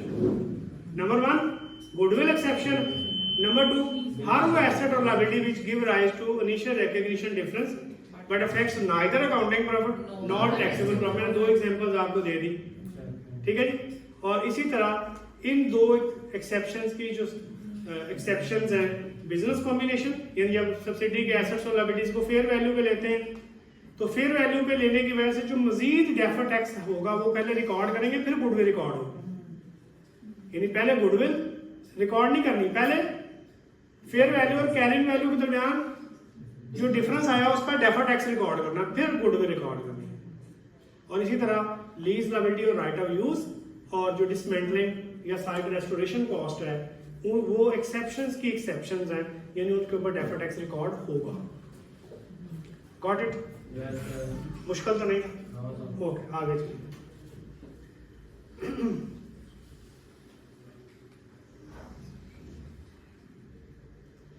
ये आपके लिए रेलेवेंट नहीं है, बट आपने IFRS 9 पढ़ा है, उसमें आप देखते हैं कि आप इन्वेस्टमेंट्स को फेयर वैल्यू वगैरह पे मेजर कर लेते हैं, ठीक है। यही कॉन्सेप्ट जो है वो IAS 27, 28 इक्विटी मेथड है ना जी आपको, वहाँ भी है, लेकिन उसको मैं स्किप कर रहा हूँ, उसका डेफर्ड टैक्स आपके कोर्स में नहीं है। लेकिन अब डेफर्ड टैक्स ऐसा 3 चीज़ों पर रिकग्नाइज होता है। एक आपके डिडक्टेबल टेम्पोरल डिफरेंसेस हैं, एक आपके अनयूज टैक्स क्रेडिट्स हैं, और एक आपके अनयूज टैक्स लॉस। क्या होता है वैसे? लॉस पता चल जाता है, सारी उम्र लॉस सुनते रहे, पता नहीं क्या लॉस है।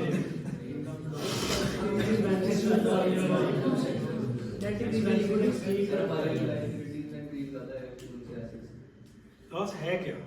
किस चीज को लॉस कहते हैं? नुकसान क्या होता है? नुकसान क्या होता है? मतलब आप कहते हैं मेरा नुकसान हो गया, हुआ क्या है एक्चुअली? खर्चे का मतलब क्या है? Net decrease in equity, net assets. यानी अगर किसी बिजनेस के नेट एसेट्स रिड्यूस हो जाएं तो उसको लॉस कहते हैं, और किसी बिजनेस के नेट एसेट्स बढ़ जाएं तो उसको प्रॉफिट कहते हैं। प्रॉफिट भी कोई चीज नहीं होती, प्रॉफिट भी कोई चीज नहीं है। अगर आपके नेट एसेट्स बढ़ गए हैं तो प्रॉफिट है, अगर आपके नेट एसेट्स कम हो गए हैं तो loss. Adjusted with the owners contribution and distribution. जाहिर है कि ड्राइंग्स और कैपिटल कंट्रीब्यूशन को तो बीच में से माइनस करना होगा ना जी। तो लॉस क्या है? लॉस वो डिक्रीज इन एसेट्स है जिसका टैक्स सेविंग अभी आपको मिल रही है। टैक्स लॉस क्या है? टैक्स लॉस वो एक्सेस डेप्रिसिएशन है, वो एक्सेस डिक्रीज इन एसेट्स है जिसकी सेविंग्स डिले हो गई है, जिसका टैक्स सेविंग आपको फ्यूचर ईयर्स के टैक्सेबल प्रॉफिट के अगेंस्ट मिल रही है। ऐसे समझते हैं, you will be business advisors in the future. किस तरह से ये कर रहे हैं? जब तक आप रियलिटी के ऊपर नहीं जाएंगे बात समझ नहीं आएगी। तो लॉस क्या है? ये वो एक्सेस है किस चीज की? नेट एसेट्स में डिक्रीज की, जो कि आपको एज एन एक्सपेंस अभी टैक्सेशन अथॉरिटीज ने अलाउ नहीं की है, फ्यूचर ईयर्स के टैक्सेबल प्रॉफिट के अगेंस्ट अलाउ करें। यानी एसेट्स की टैक्स बेसिस कम हो गई लेकिन वो अलाउ नहीं हुई है आपको against the taxable profit. Allow कब होगी? फ्यूचर के टैक्सेबल। यानी that will also make your future taxable profit smaller, and that's why unused tax loss give rise to deductible temporal difference और डिफर्ड टैक्स एसेट। और unused tax credit क्या है? ये वो टैक्स पेएबल के अंदर रिडक्शन है जो आपको इस साल नहीं मिल सकी, और टैक्सेशन अथॉरिटीज कहते हैं कि इसको आप कैरी कर लें और अगले साल के tax payable, current tax payable के अगेंस्ट एडजस्ट कर लें। Again it will make your future tax current tax payment smaller, that's why it's your deferred tax asset. ये वो रियलाइजेशन है, ये वो बेनिफिट है जो आपको फ्यूचर ईयर्स के टैक्स पेएबल के अगेंस्ट रिडक्शन करेगा। बेसिकली करंट टैक्स एक पार्ट है, पेएबल उसका दूसरा पार्ट है। तो या तो वो मेरे फ्यूचर ईयर्स के करंट टैक्सेस को रिड्यूस कर दे, मींस टैक्सेबल प्रॉफिट को रिड्यूस कर दे, या मेरे फ्यूचर ईयर्स के करंट टैक्स पेएबल को रिड्यूस कर दे। ये सारे क्या कहलाएंगे? मेरे डिफर्ड टैक्स एसेट कहलाएंगे। ऐसे समझ, फिर आपको समझ आएगी कि मैं डिडक्टेबल टेम्पोरल डिफरेंस को भी डेफर्ड टैक्स एसेट कह रहा हूं, मैं अनयूज्ड टैक्स लॉसेस को भी डेफर्ड टैक्स एसेट कह रहा हूं। डिडक्टेबल टेम्पोरल डिफरेंस और अनयूज्ड टैक्स लॉस दोनों के साथ रेट मल्टीप्लाई हुए तो डेफर्ड टैक्स आता है, लेकिन जो अनयूज्ड टैक्स क्रेडिट होता है ये टैक्स पेएबल के अगेंस्ट एडजस्ट होता है, इसलिए इसके साथ रेट को मल्टीप्लाई नहीं करते। ठीक है? लेकिन आप अगेन इसके अंदर भी वही एक्सेप्शन है जो भी आपने पढ़ी है। मास वाई यहाँ गुडविल नहीं लिखा हुआ, गुडविल नहीं लिखा हुआ। इसका मतलब ये हुआ कि स्टैंडर्ड ने गुडविल की डेफर्ड टैक्स लायबिलिटी को एक्सेप्शन में लेके गया, गुडविल के डेफर्ड टैक्स एसेट को लेके नहीं गया। वजह क्या है? Any intellectual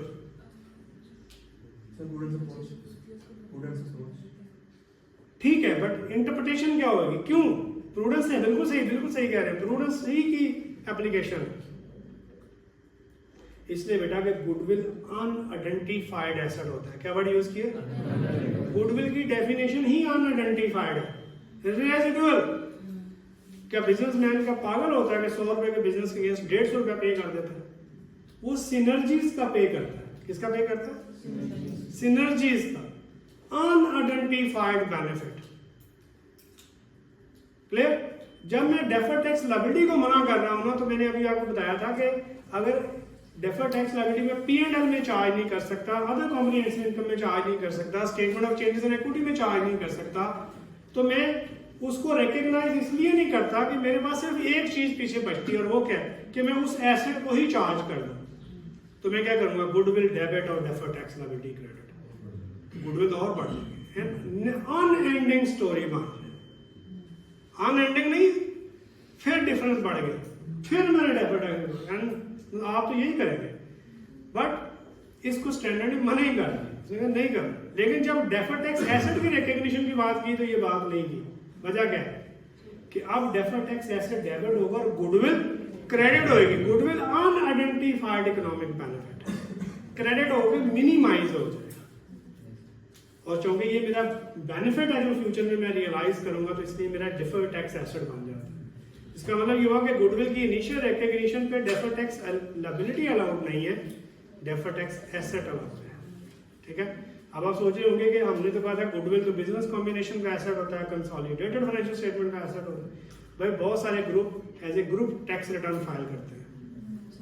clear? तो अगर ग्रुप टैक्स रिटर्न फाइल हो रही होगी और गुडविल की फर्ज करें calculation under the taxation laws ऐसी है कि आपने अंडर IFRS 3 गुडविल कैलकुलेट की है और वो 100 रुपया आ रही है, और टैक्सेशन लॉज ने कहा है जी कि जो ना ये जो आपके एक्विजिशन एक्सपेंसेस है ये भी आप ऐड कर लें। IFRS 3 एक्विजिशन एक्सपेंसेस को अलाउ नहीं करता कि आप ऐड करें, तो फिर क्या होगा? आपकी गुडविल की वैल्यू बढ़ जाए, गुडविल की कैरिंग वैल्यू कम, टैक्स बेस ज्यादा। कौन सा डिफरेंस होगा? ठीक है? और फिर दूसरी एक्सेप्शन वही है कि ये वाली एक्सेप्शन जो है वो बिजनेस कॉम्बिनेशन, यानी गुडविल निकालते हुए पहले अगर कोई डेफर्ड टैक्स आ रहा है because of taking assets and liabilities of the subsidiary company at fair value, वो रिकॉर्ड पहले कर लेना, फिर गुडविल रिकॉर्ड कर लेना। ठीक है? लेकिन आप इसके बाद अनयूज्ड टैक्स लॉसेस मैंने एक्सप्लेन कर दिया था आपको, फिर अनयूज्ड टैक्स क्रेडिट्स भी मैंने आपको एक्सप्लेन कर दिया। अच्छा, नॉर्मली जो टैक्स लॉसेज होते हैं वो दो तरह के होते हैं, एक डेप्रिसिएशन का लॉस होता है और एक ऑपरेटिंग लॉस होता है। ऑपरेटिंग लॉस आप 6 साल के लिए कैरी फॉरवर्ड कर सकते हैं, जो डेप्रिसिएशन होती है वो फॉर एवर। इसलिए लॉस हमेशा क्या करते हैं? 2 हिस्सों में डिवाइड कर लेते हैं। लॉस में से पहले डेप्रिसिएशन माइनस करते हैं, ताकि ये मेरे पास फॉर एवर है ना। फर्स्ट करें 100 रुपए का लॉस आया, उसमें से 70 रुपए की डेप्रिसिएशन है टैक्स, तो मैं कहूंगा 70 मेरा टैक्स डेप्रिसिएशन का लॉस है और 30 रुपए मेरा ऑपरेटिंग लॉस है। जो 70 रुपए है ना, ये मैं फॉर एवर कैरी कर सकता हूं, लेकिन ये जो 30 रुपए है ये सिर्फ 6 साल। और अगर 100 मिलियन से आपका प्रॉफिट ज्यादा है तो फिर आप मैक्सिमम जो है वो 50% तक जो लॉसेस हैं वो एडजस्ट कर सकते हैं डेप्रिसिएशन के और ऑपरेटिंग के, मेरे ख्याल दोनों की बात है। लेकिन आप तो यूं स्केड्यूल एक बना लेते ताकि आसानी रहे, पता चले किस साल का लॉस है, और सबसे पहले अर्लीस्ट ईयर एडजस्ट होता है, फिर सबसीक्वेंट ईयर एडजस्ट होता है।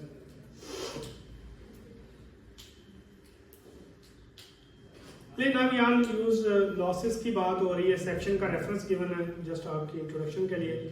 मिनिमम टैक्स और जो ऑल्टरनेटिव कॉर्पोरेट टैक्स है, they are no more part of IAS 12, they are covered under levies, और ये इफेक्ट 21 में चले गए, और मेरा नहीं ख्याल आपके कोर्स में इफेक्ट नहीं है। तो यूं आप, इसका मतलब ये कि आपको फिर मिनिमम टैक्स जो है और कॉर्पोरेट टैक्स आपसे टेस्ट शायद ना हो, क्योंकि it will be classified as levy not as income tax. हो गया आपका बुक रिवाइज होगी कि नहीं हुई इस सिलसिले से? ये जो कॉर्पोरेट टैक्स है और ये अनयूज टैक्स क्रेडिट है, मिनिमम टैक्स को भी इनकम टैक्स में शामिल कर रहे हैं आपके बुक के अंदर? किसी ने नहीं कर रहे? चलिए गुड हो गया। लेकिन आप इसके बाद यहाँ यूज टैक्स क्रेडिट्स हैं,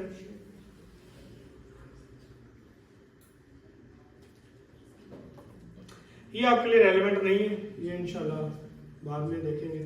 ये बहुत गंभीर बातें, इनको छोड़ देते हैं। कंसोलिडेटेड फाइनेंशियल स्टेटमेंट भी छोड़ देते हैं, ये भी छोड़ देते हैं। हाँ जी, ये है जी, ये बड़ा इंपॉर्टेंट एरिया। अब आजकल जो एग्जामिनर है वो बजाय टैक्सेशन लॉज के जो डिफरेंसेस हैं उनको पूछने के ना, अब आपके क्वेश्चन में जो आपके रेलेवेंट स्टैंडर्ड है ना, उनके डिफरेंसेस के ऊपर एग्जामिनर ज़्यादा कंसंट्रेट करता है। जैसे IFRS 5 है, तो इसमें आपने रिकग्नाइज करना होता है एसेट को कैरिंग वैल्यू और fair value cost to sell whichever is lower, और डेप्सन का कॉन्सेप्ट खत्म हो जाता है। इन जो एसेट हेल्ड फॉर सेल हो जाता है उस पर कोई डेप्सन चार्ज नहीं होती। लेकिन टैक्सेशन लॉज में ऐसी कोई बात नहीं है। यानी टैक्सेशन लॉज जो है वो कहते हैं जी एसेट पड़ा भी हुआ है ना, फारग भी पड़ा हुआ है, इवन हेल्ड फॉर सेल ही क्यों नहीं है, उसके ऊपर आप डेप्सन चार्ज करते जाए। अकाउंटिंग में ऐसे नहीं होता। क्लियर? इसका मतलब ये होगा कि अगर कोई एसेट हेल्ड फॉर सेल है तो वो भी गिव राइज करेगा टैक्सेबल या डिडक्टेबल टेम्पोरल डिफरेंस को। फिर IFRS 9 में आपने देखा होगा कि जो फाइनेंशियल एसेट्स हैं या फाइनेंशियल लायबिलिटीज हैं, फाइनेंशियल लायबिलिटीज में तो अमोर्टाइज्ड कॉस्ट है और फेयर वैल्यू है। अमोर्टाइज्ड कॉस्ट में आप जानते हैं कि टैक्सेशन अथॉरिटीज जो होती है ना वो ग्रॉस वैल्यू को कंसिडर करते हैं, जबकि आप जो है वो रिकग्नाइज करते हैं fair value minus transaction cost पे, और उसके ऊपर इफेक्टिव इंटरेस्ट रेट से फिर आप अमोर्टाइजेशन चार्ज करते हैं। जबकि जो टैक्सेशन लॉज है ना वो सिर्फ आपको कूपन रेट से इंटरेस्ट अलाउ करते हैं। तो जाहिर है कि आपका इंटरेस्ट एक्सपेंस जो इफेक्टिव रेट से है वो आपको एड बैक करना पड़ेगा टैक्सेबल प्रॉफिट निकालते हुए, और जो कूपन रेट पे है वो आपको लेस करना पड़ेगा। और जब आप डेफर्ड टैक्स निकालने जाएंगे तो जो अमोर्टाइज्ड कॉस्ट होएगी वो आपकी कैरिंग वैल्यू होएगी, और जो उसकी ग्रॉस वैल्यू होएगी वो आपकी टैक्स बेस होएगी। तो that will give rise to taxable और डिडक्टेबल टेम्पोरल डिफरेंस।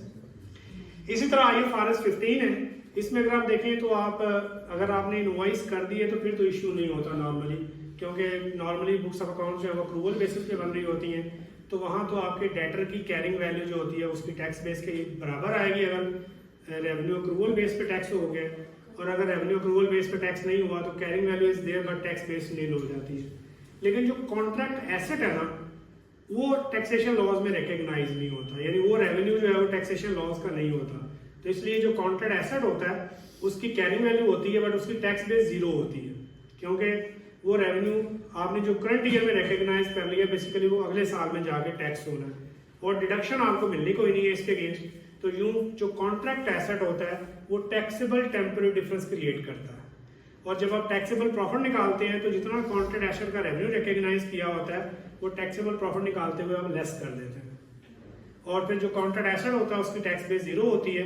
तो इसका मतलब ये होगा कि करंट ईयर का टैक्सेबल प्रॉफिट कम हो जाता है बट फ्यूचर ईयर्स का टैक्सेबल प्रॉफिट बढ़ जाता है। तो इसका मतलब इस साल में आप कम करंट टैक्स पे करेंगे बट अगले साल में जाके आप ज्यादा टैक्स पे करेंगे। That's why it's give rise to taxable temporal difference. Leases है, हमारी पहले बात होगी ये राइट ऑफ यूज जो है वो टैक्सेबल टेम्पोरल डिफरेंस क्रिएट करता है, और जो लीज लायबिलिटी होती है वो डिडक्टेबल टेम्पोरल डिफरेंस। ये आपके लिए रेलेवेंट नहीं है, IAS 19 इसको छोड़ दें। IAS 16 है, प्राइमरीली एक तो टैक्सेशन का फर्क है, रेट ऑफ टैक्सेशन का, उसकी वजह से भी carrying value tax base differ कर जाती है। और फिर अगर आपका कोई इम्पेयरमेंट लॉस आ गया या आपने कोई डेफिसिट या रीवैल्यूएशन सरप्लस रिकॉग्नाइज किया है तो उसकी वजह से भी आपका टैक्सेबल या डिडक्टेबल टेम्पोरल, जाहिर है कि अगर आपका डेफिसिट आएगा या आपका इम्पेयरमेंट लॉस आएगा तो वो एक तरह का आपका डिडक्टेबल टेम्पोरल डिफरेंस हो जाता है। लेकिन अगर रीवैल्यूएशन सरप्लस आएगा तो वो आपका टैक्सेबल टेम्पोरल डिफरेंस होगा। बट रिमेंबर वन थिंग कि रीवैल्यूएशन सरप्लस जो होता है वो अदर कॉम्प्रिहेंसिव इनकम में चार्ज होता है, इसलिए उसका जो इनिशियल डेफर्ड टैक्स होता है वो भी अदर कॉम्प्रिहेंसिव इनकम में चार्ज होता है। But also remember this thing कि ये रीवैल्यूएशन सरप्लस कल को डेप्शन की शक्ल में रिवर्स होना है, इसलिए इनिशियली जो आपका डेफर्ड टैक्स सरप्लस को चार्ज होता है उसकी रिवर्सल P&L में हो रही होती है। ठीक है जी। उसके बाद IAS 20 गवर्नमेंट ग्रांट्स हैं। गवर्नमेंट ग्रांट्स जो होती हैं अगर आपने एसेट की वैल्यू में से लेस कर दिया ना, यानी डायरेक्ट आपने एसेट में से माइनस कर दिया है तो एसेट की कैरिंग वैल्यू कम हो जाती है और ज़्यादा टैक्सेशन अथॉरिटीज जो होती हैं वो टैक्स बेस तो ज़्यादा ही होती है, ठीक है जी। और अगर आपने डेफर्ड इनकम के तौर पे गवर्नमेंट ग्रांट को रिकग्नाइज किया हो तो फिर एसेट के ऊपर तो फर्क नहीं आता, और डेफर्ड इनकम की वजह से आपकी लायबिलिटी आ रही होती है, बट वो इनकम आपकी फ्यूचर में टैक्सेबल नहीं होती है, और वो इनिशियल रिकग्निशन का डिफरेंस होता है एक तरह का, तो उसके ऊपर फिर आप डेफर्ड टैक्स रिकॉर्ड नहीं करते हैं, ठीक है। आगे चलते हैं, IAS 23 बोरिंग कॉस्ट है, ये भी आपके पास पेपर्स में बहुत दफ़ा एग्जामिनर ने टेस्ट किया है। बड़ी सिंपल सी बात है कि अगर बोरिंग कॉस्ट आपने कैपिटलाइज कर ली है ना, तो ये आपका एक तरह का डिफरेंस क्रिएट हो जाता है, क्योंकि borrowing cost under income tax law जो है वो आपको एक्सपेंस के तौर पे लॉ करते हैं। ज़ाहिर है आपने बोरिंग कॉस्ट को उठा के एसेट में ऐड कर दी है तो आपकी कैरिंग वैल्यू ज़्यादा हो जाएगी, टैक्स बेस कम हो जाएगी, तो आपका टैक्सेबल टेम्पररी डिफरेंस क्रिएट हो जाएगा। IAS 27 को छोड़ देते हैं, हाँ पढ़ा है आपने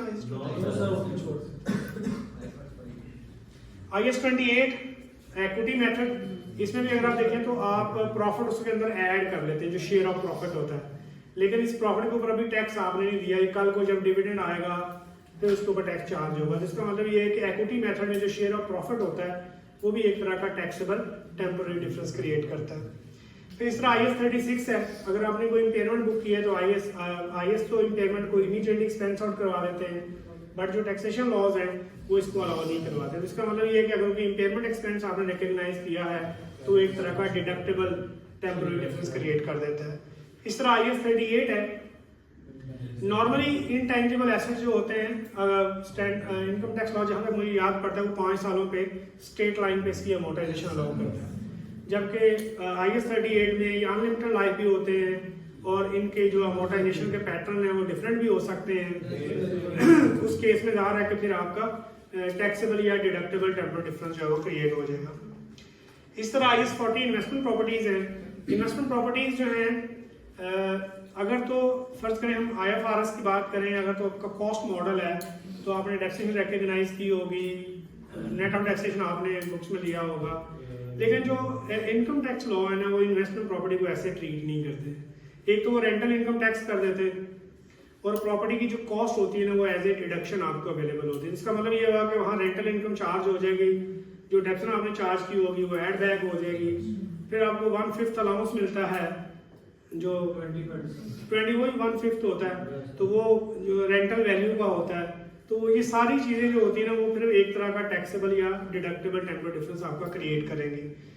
फिर IAS 41 है, अगेन इसमें जो टैक्स बेस होती है वो कॉस्ट होती है, लेकिन जो IAS 41 है वो कहता है fair value less cost to sell जो है वो आपकी कैरिंग वैल्यू होती है, और फिर जो भी चेंज आती है fair value less cost to sell में वो गेन या लॉस आप P&L में चार्ज कर रहे होते हैं, लेकिन आपका ज़ाहिर है कि वो अलाउबल एक्सपेंस या चार्जेबल इनकम नहीं होती है, तो that will also be your inadmissible item, ठीक है जी।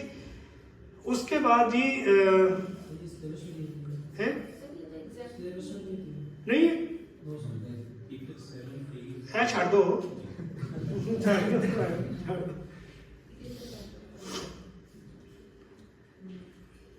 ये छोड़ दीजिए, कोई बात नहीं, ये नहीं पढ़ा देगा ले जी। चंद एक बातें सिर्फ रह गई हैं। मेजरमेंट, मेजरमेंट में करंट टैक्स जो होता है ना वो किस रेट पे आपने चार्ज करना है, वो रेट जो करंट ईयर के लिए रिपोर्टिंग डेट पे एप्लीकेबल है। जैसे अभी आप देखें 1-2 साल हुए हैं तो गवर्नमेंट ने सर्टन सरचार्ज चार्ज किया था, लेकिन वो रिपोर्टिंग डेट के बाद चार्ज किया था, तो वो उस केस में फिर हम जितने भी ऑडिटर्स थे हमने फिर उसको रिकग्नाइज नहीं किया था, सिर्फ डिस्क्लोज कर दिया था। यानी जो करंट टैक्स कैलकुलेट करने जाएंगे तो देखेंगे वो रेट जो करंट ईयर के ऊपर रिपोर्टिंग डेट के ऊपर एप्लीकेबल है, और रिपोर्टिंग डेट के ऊपर भी स्टैंडर्ड यूज करता है सब्सटेंटिवली, यानी जिसके अप्लाई होने के मटीरियल चांसेस हैं, ठीक है जी, या इनेक्टेड कह लें आप सादा लफ्जों में, उसको यूज करते हैं। लेकिन जब डेफर टैक्स की बात करते हैं फिर ये बात नहीं है, फिर हम कहते हैं वो रेट जो रिपोर्टिंग डेट के ऊपर एप्लीकेबल है फॉर फ्यूचर ईयर्स, ठीक है ना। अभी तो खैर उन्होंने फ्यूचर ईयर्स के रेट डिफरेंट नहीं किए हुए, बट पास्ट में हम देखते हैं कि अगले कई सालों के रेट्स जो थे वो अवेलेबल होते थे। फिर आपको ये देखना होता था कि मेरा कौन सा टैक्सेबल या डिडक्टेबल टेम्पररी डिफरेंस किस साल में रिवर्स होगा, फिर अकॉर्डिंगली उसके ऊपर वो रेट अप्लाई करते हैं। क्लियर। इसकी एक एग्जांपल ये भी है, जैसे आपकी डिविडेंड इनकम है या इंटरेस्ट इनकम है, तो उनके ऊपर जो रेट है फ्यूचर में अगर फर्ज करें कोई रिसीट पे और हो जाना है तो फिर डेफर्ड टैक्स के लिए वही रेट यूज कर। अभी तो खैर 15% है, तो 15% ही आप अप्लाई करते हैं, लेकिन फर्ज करें कि आप कहते हैं जी फ्यूचर में नया लॉ आपका आ गया है, वो कहते हैं जी 1 जुलाई से जो इंटरेस्ट रिसीव होगा उसके ऊपर टैक्स रेट 20% चार्ज होगा, तो फिर डेफर्ड टैक्स कैलकुलेट करते हुए आपने 20% लेना है। क्लियर? तो हम क्या कहेंगे कि डेफर्ड टैक्स जो होता है वो किस रेट पे कैलकुलेट करना, वो रेट जो एप्लीकेबल है रिपोर्टिंग डेट पे फॉर फ्यूचर, और करंट टैक्स के लिए क्या करना है, रिपोर्टिंग डेट पे एप्लीकेबल है फॉर करंट। लेना आगे चलते हैं। अच्छा, सम टाइम क्या होता है डेफर्ड टैक्स कैलकुलेट करते हुए ये भी आपने देखना होता है कि ये जो एसेट या लायबिलिटी है अगर आप इसको रियलाइज करें या सेटल करें एक तरीके से तो रेट और है, दूसरे तरीके से रियलाइज या सेटल करें तो रेट और है। जैसे फर्ज करें अगर आप किसी एसेट को यूज करें तो रेट 29% है, और अगर आप उसको सेल करें तो उसका कैपिटल गेन जो है वो रेट से 25% पे टैक्सेबल है। तो फिर स्टैंडर्ड ये रिक्वायर करता है कि आप हर रिपोर्टिंग डेट पे ये डिटरमिन करेंगे कि आप इस एसेट या लायबिलिटी के ऊपर आपका ऑब्जेक्टिव क्या है, और अकॉर्डिंगली वो रेट आप अप्लाई करेंगे। ठीक है जी।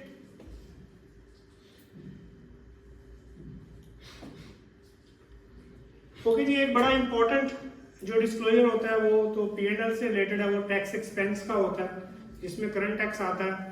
करंट टैक्स में 3 तरह के टैक्सेस आ सकते हैं, current tax normal current year, current tax normal prior year, और करंट टैक्स जो फाइनल टैक्स का होता है। तो ये 3 मिलके आपका करंट टैक्स बना देते हैं। ठीक है जी। और फिर आप डिफर्ड टैक्स जो है उसको बीच में ऐड करें तो टोटल आपका टैक्स एक्सपेंस बन जाता है। फिर आपने रिकंसिलिएशन बनानी होती है, आप टैक्स एक्सपेंस को लेते हैं और टैक्स ऑन अकाउंटिंग प्रॉफिट ले लेते हैं। तो बहुत सारे बच्चों को इसमें कंफ्यूजन आती है। आपके लेवल तक 4 डिफरेंसेस की हमने बात की थी, एक एग्जेम्प्ट या परमानेंट डिफरेंसेस है, दूसरे टैक्स रेट में चेंज है, तीसरा इनिशियल रिकॉग्निशन के डिफरेंसेस हैं, चौथा आपका करंट टैक्स प्रायर ईयर है, एक और था टैक्स रेट्स में चेंज। Very good. लेकिन आप उसके बाद प्रेजेंटेशन है, ये हमने आपको पहले बता दिया था कि भाई देखना किधर किधर इनकम या एक्सपेंस चार्ज किया है, उसका करंट टैक्स भी उधर ही चार्ज होगा। ठीक है। ओके जी। उसके बाद स्टैंडर्ड जो है वो ऑफसेटिंग अलाउ नहीं करता अपेरेंटली, लेकिन अगर एक ही ज्यूरिसडिक्शन में आपका टैक्स पेएबल भी है, उसी में आपका रिकवरेबल भी है, तो आप दोनों को नॉक ऑफ कर सकते हैं और नेट टैक्स इनकम या एक्सपेंस रिकॉर्ड कर सकते हैं। इसी तरह डेफर्ड टैक्स है कि अगर आपके टैक्सेबल या डिडक्टेबल टेम्पोररी डिफरेंसेस हैं तो उनको आप ऑफसेट नहीं करेंगे अनटिल वो सेम ज्यूरिसडिक्शन से रिलेटेड हो और आप उनको नॉक ऑफ कर सकते हो, तो फिर आप उनको नॉक ऑफ कर लेंगे। लेकिन अब ये बड़े इंपॉर्टेंट डिस्क्लोजर्स हैं। फाइनेंशियल स्टेटमेंट्स में आपने करंट टैक्स दिखाना है, और प्रायर पीरियड का करंट टैक्स है तो वो दिखाना है, कोई डेफर्ड टैक्स इनकम या एक्सपेंस रिकॉर्ड किया है तो वो दिखाना है, और वेरी इंपॉर्टेंटली डेफर्ड टैक्स के डिस्क्लोजर्स नहीं है, पर डेफर्ड टैक्स के लिए आपने बताना होता है कि हमारे टैक्सेबल या डिडक्टेबल टेम्पोररी डिफरेंसेस कौन से जिनके ऊपर आपने डेफर्ड टैक्स रिकॉर्ड किया। जी, डेफर्ड टैक्स एसेट की रिग्रेशन के लिए जो कंडीशन है कि फ्यूचर के लिए भी प्रॉफिट होगा। हाँ, डेफर्ड टैक्स एसेट जो है उसके ऊपर एक मेन रिस्ट्रिक्शन है, और वो ये कि डेफर्ड टैक्स एसेट रिकग्नाइज नहीं हो सकता जब तक आपके पास फ्यूचर में टैक्सेबल प्रॉफिट अवेलेबल ना हो या टैक्सेबल टेम्पररी डिफरेंसेस अवेलेबल ना हो। ठीक है, ये उसकी मेन एक्सेप्शन है। और स्टैंडर्ड कहता है कि जहां तक अवेलेबल हो, यानी फर्स्ट करें आपके जो है वो taxable temporary difference deductible temporary difference के ऊपर डेफर्ड टैक्स एसेट 100 रुपए का आ रहा है, लेकिन आपको लगता है कि नहीं हम इसमें सिर्फ 60 का रिकवर कर सकते हैं, तो डेफर्ड टैक्स एसेट सिर्फ 60 का रिकॉग्नाइज है, और ये 40वीं रिकंसाइलिंग आइटम बन जाएगा। जो अभी हम रिकंसिलिएशन बना रहे थे ना, तो अगर आपने 40 का डेफर्ड टैक्स नहीं रिकॉग्नाइज किया तो वो भी तो रिकंसाइलिंग आइटम है। ठीक है ना, तो वो भी फिर रिकंसिलिएशन, यानी जो आप रिकॉग्नाइज नहीं कर रहे होंगे डेफर्ड टैक्स एसेट, वो ऑटोमेटिकली आपके रिकंसाइलिंग आइटम में भी शामिल हो जाएंगे। लेकिन जी बाकी हमने आप इसमें सर्टेन डिस्क्लोजर्स ऐड करके दिखा दिए कि आप कैसे बनाते हैं। ठीक है, ये डिस्क्लोजर्स ये फाइनेंशियल स्टेटमेंट में इस तरह से बने होते हैं, ये भी हमने शामिल कर दिए। इसके अलावा अदर डिस्क्लोजर्स हैं। ठीक है जी, और ये पूरी फाइनेंशियल स्टेटमेंट्स के अंदर कैसे प्रेजेंटेशन होती है।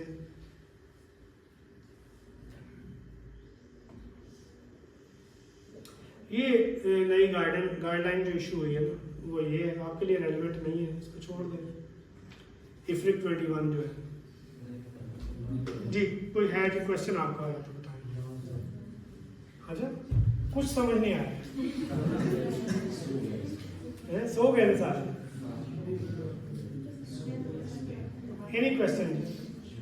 अब ये है कि जी अगर आप चाहें तो ये हो सकता है कि कल आप अब्दुल सलाम साहब को पहले बता दीजिएगा, जो कुछ क्वेश्चंस आप डिस्कस करना चाहें वो मुझे आप अगर सुबह सुबह भिजवा देंगे तो मैं उनको एक्सेल में सॉल्व करके तो यहाँ बच्चों को दिखा दूंगा कि कैसे आपने अटेम्प्ट करना होता है। वरना ये टाइम इतना नहीं है, वरना अगर हम आपको क्वेश्चन भी अटेम्प्ट करवा दें। जी, कोई क्वेश्चन है तो बताएं। Okay, thank you ji.